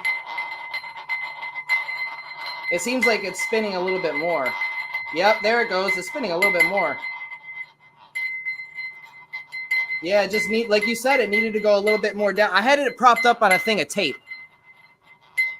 So there was. Seem to me, the smaller you make the coils and you get that diameter down, that spin is either going to null out or be so fast. Because there's such a thing as called a catastrophe, where the waves would just cross one another and just kind of null out, and you'd have this little closed zone. Right. See, I get it in the perfect spot, and it'll kind of retain a little bit outside of the vortex. And then it just stops. Are you tilting the glass? Yeah. Try to keep it flat. Keep it flat. Yeah, because you're putting friction on one side of the magnet. That makes sense. Oh, there we go. There you go. Yeah, there get we the go. friction off of it and right on. Yeah, like you're right. It probably just needs to be flat on a flat surface, and it's just not. But I've seen people start it like this to get it real fast and then tilt it. So the shape of the cup would matter. Some people might have a different shaped cup. That's true, and I think the angle. sphere might be a little bit too heavy as well. Well, yeah, if you're just using a tiny Arduino to power and all, it isn't going to deliver much current. But how much is your amp putting out? So it should be putting out, I think, max 1 amps per channel, I believe. Oh wow, this is full. Let me check because wow, that red wire looks cool. Yeah, he calls it Fireball. Yeah, it's the Fireball.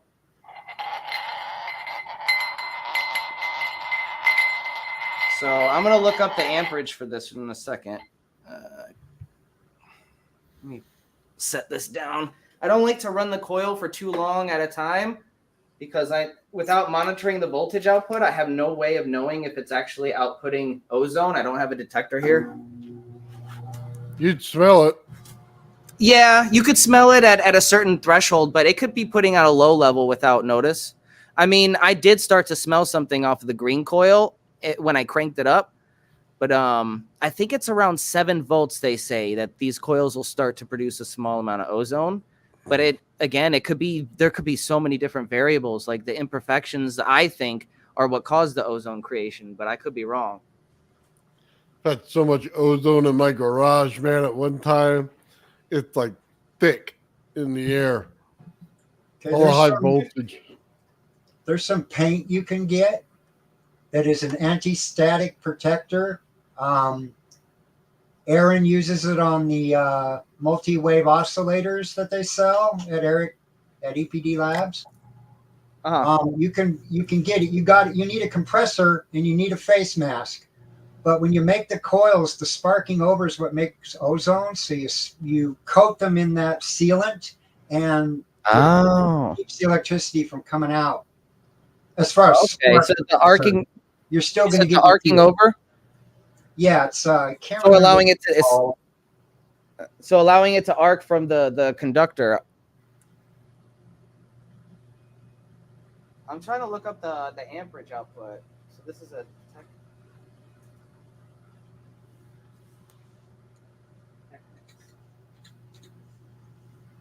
yeah, Taryn, true that.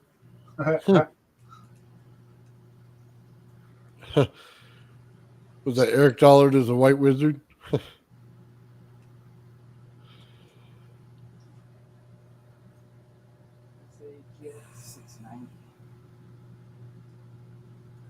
As funny. Sometimes when he gets pissed off, I think of him and it looks like Sauron.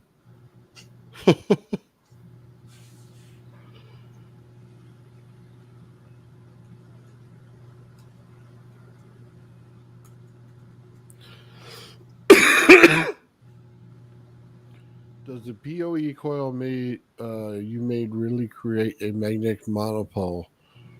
He says he's getting a north out of it. I think he So said. I haven't actually tested the fireball coil, but the green coil, yeah, it does produce what we call a pseudo monopole. It's not a true magnetic monopole, but it's a pseudo monopole, meaning that it's artificially created and doesn't exist in like it's not something that we found in nature. But yeah, I mean, you put the magnetic pole detector up to it, and it at a certain frequency and power level, it'll only pick up the north or the south pole. It won't pick up the north pole. Hmm. And Might be an imperfection in the coil. Something, but I mean, first, if you look at First Stop Energies, that's what they claim that these coils produce when you hook them up as the open circuit, not the closed circuit. So when you get a closed circuit, you shouldn't get any pole. But I was getting a pole with the closed circuit. So I don't know. Like you said, I think I have imperfections in my coil that might be causing it to behave differently. And that's why I want, like, if we can't get any of the same effects out of your coil, Nathan, with because I'm still having a hard time tuning this big fireball. I can't find the resonant frequency that makes it larger on the output. So far, the reference circuit's spinning, but the output circuit is not getting as much power no matter what frequency I put it at. And if for whatever reason we can't get these big coils to do what the small coil is, I'd recommend either one of us just trying to recreate the smaller design that I have, like to the T, with the same gauge, the same size. Because again, like there could be something to do with the spacing and how big the wire is compared to the spacing. Like if you look at this one, the spacing is a lot more, right? Compared to yours, because you use a different gauge. So maybe that could affect it in some way. I don't know.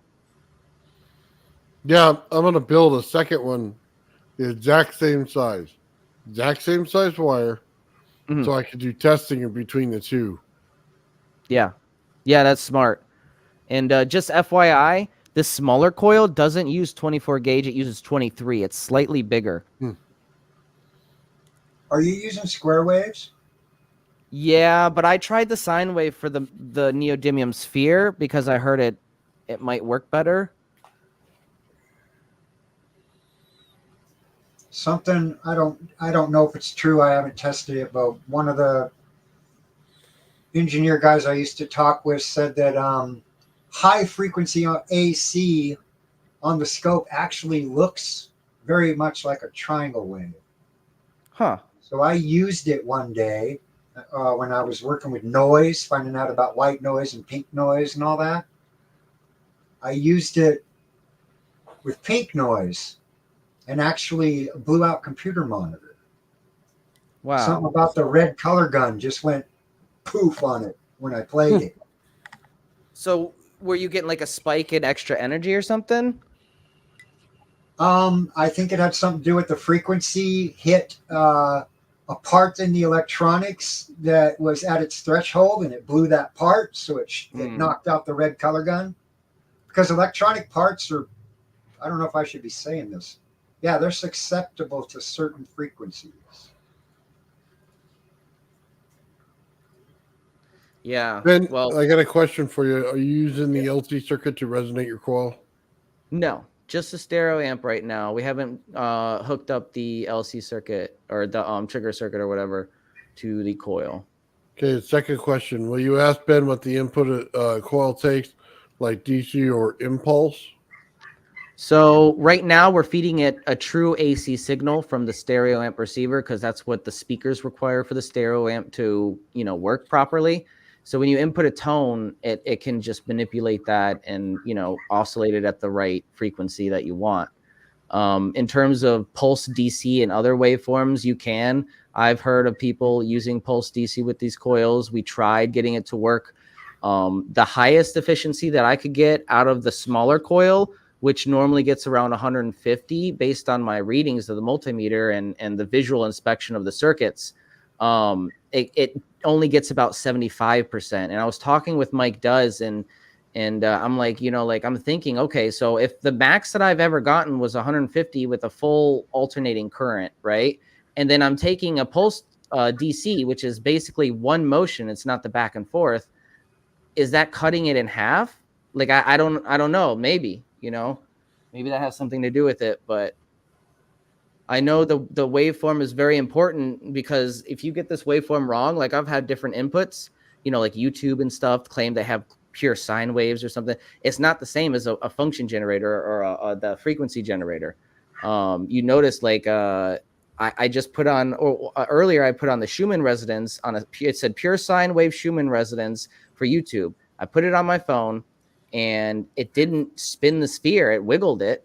But then I put on the generator from my laptop. That's like a pure signal, and it just starts spinning like crazy. So the signal and the waveform has a lot to do with it. So just so you know, Ben, it's not AC coming out of that receiver. It's just a sine wave. In your sine wave generator, you're getting stepped sine waves. It's like an IGBT, 6 of them, I think it is, and they step it. So it's like little level up some more, and then it comes down just like that. Okay, so it's a step DC that looks semi like a sine wave, but it's not exactly a sine wave. That might be why you're having trouble. And then obviously DC pulse is just on, duration off. So the stereo amp isn't a true AC wave, is what you're saying? It's a sine wave. It's not AC.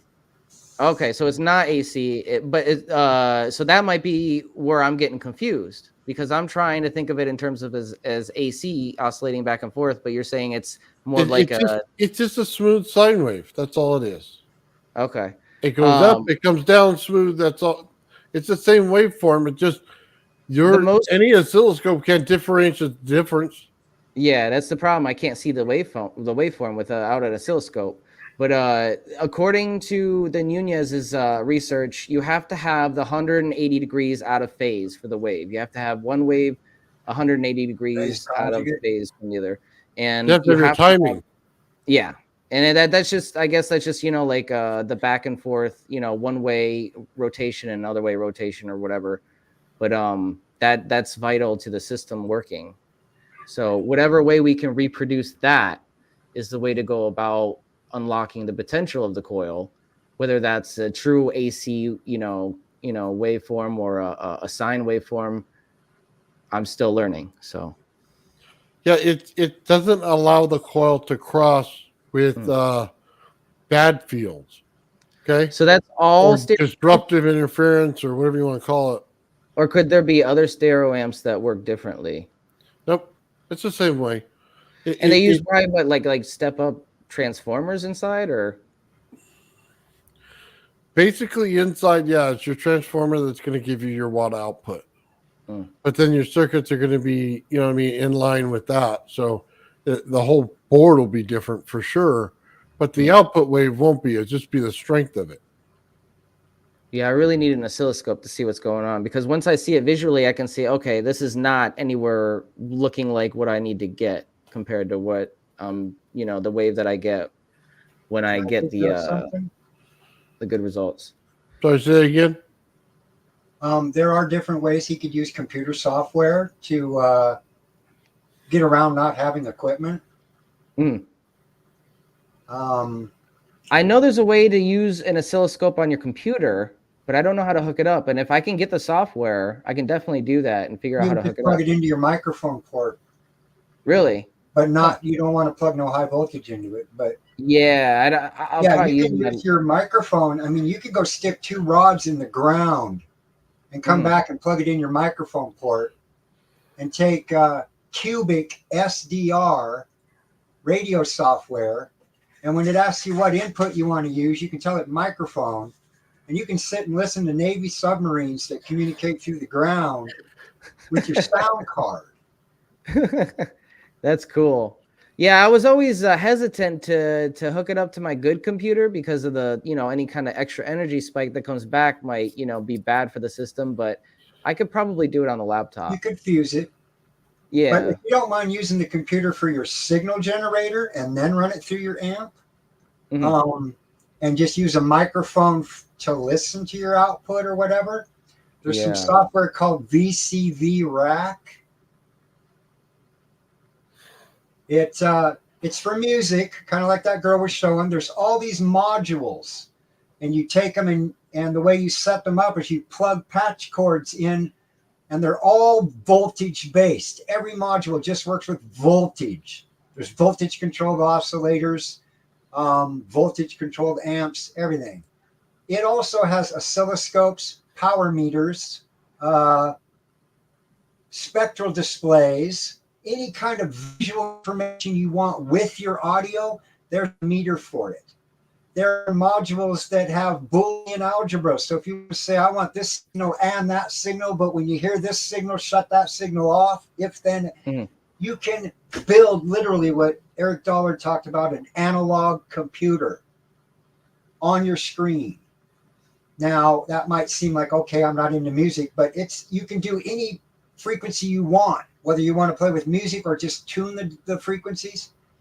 I actually have a background in music software, so every one of the modules, if you find something that works for your coil in real life, then you can go out and buy the module, put it into a 12-volt rack, control your voltage, and throw it into and have your machine right there in front of you, literally, and get rid of the computer.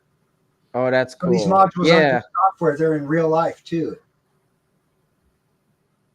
Called that's good information. VCVrack.com. It's absolutely free. Free modules, free software. There's pay ones. But I do have a background in music software, so it's not going to be, hard for me to delve into it. Bog Irish, VCV. VCV Rack.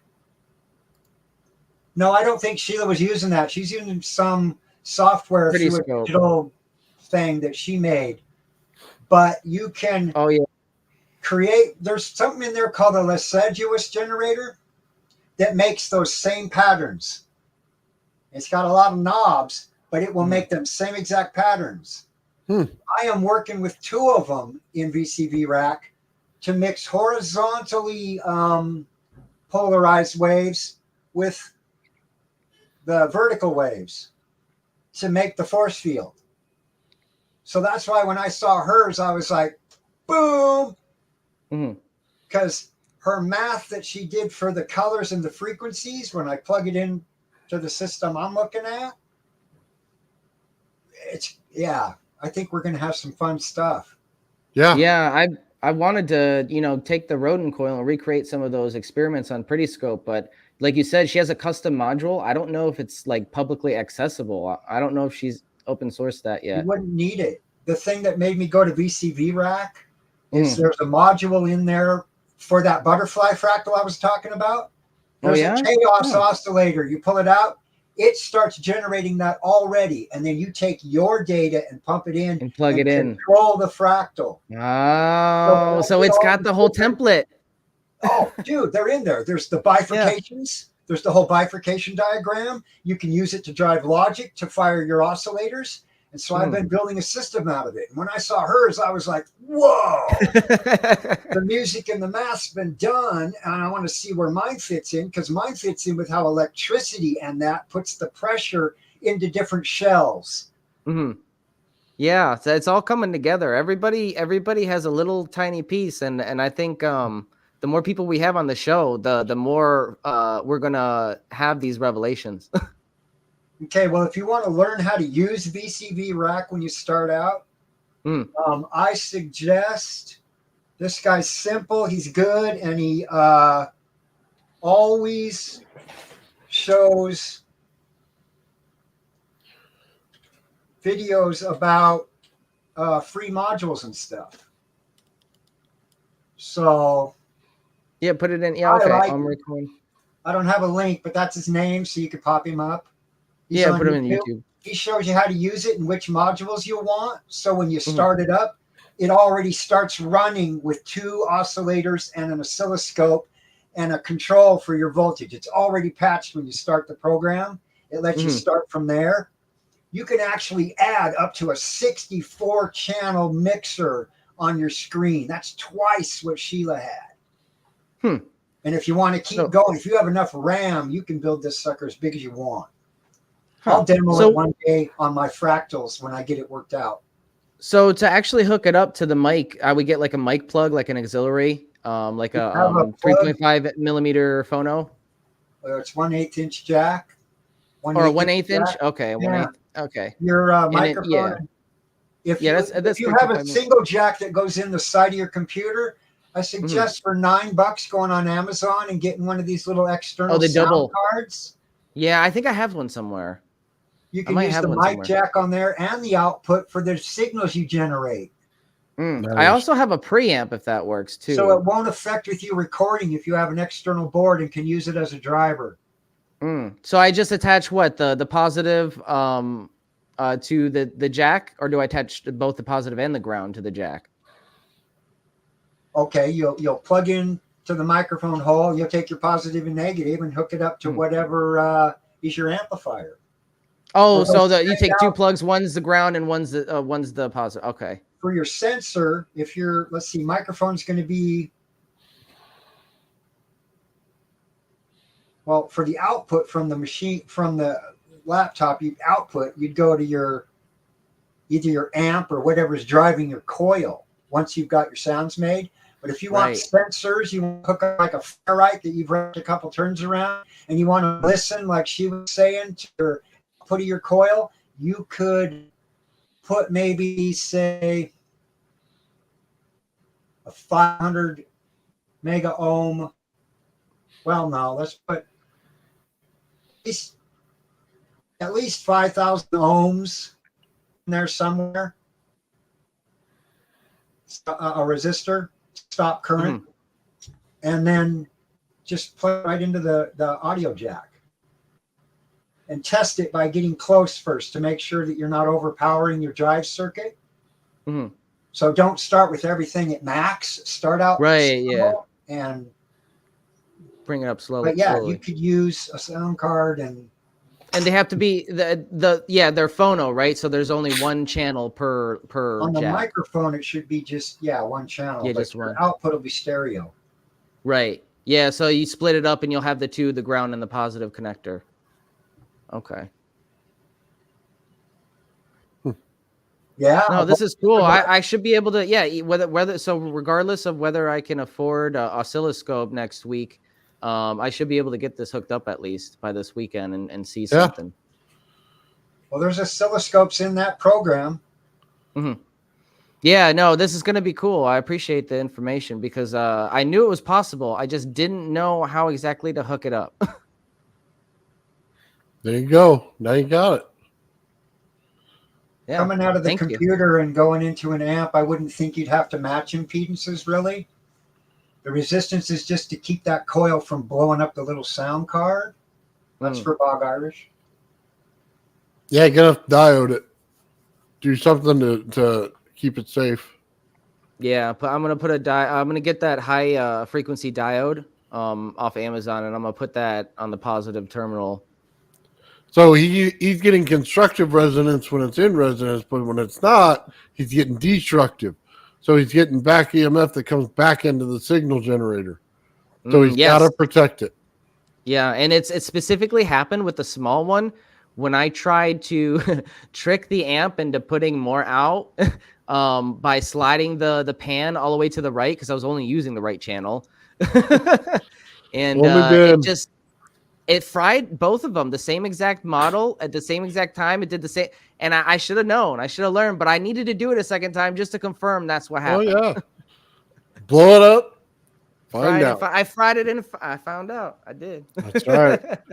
He decided to fry it a second time the same way just to make sure he was right. Just to make sure. It was a cheap amp, man. I'm really glad that I got this nice amp now. Because Lulu? Hey, Lulu. Yeah, we can do some fun stuff with this for sure. But I'm nowhere close to tuning this big boy, this big fireball. I've been at it for, I think this is the second time that I've tried on stream, and I haven't found the sweet spot yet. So it might maybe it's a little bit more precise than I anticipated. Yeah, well, we'll all work through it together. I'm going to get the same program and do the same thing, and we're going to talk to Sears about it, and we'll make sure we get it right. Yeah, because I've heard conflicting things. You know, some people say sweep through the frequencies at 100 hertz. Some people say sweep through them at 1 kilohertz. And some people say sweep through them at 1 hertz. And 1 hertz is tedious. If you go through 1 hertz all the way up to, what is their max, is like 20,000 hertz. So, I mean, you know, I don't know. Well, we'll get there. It's just going to take a while. All right, guys.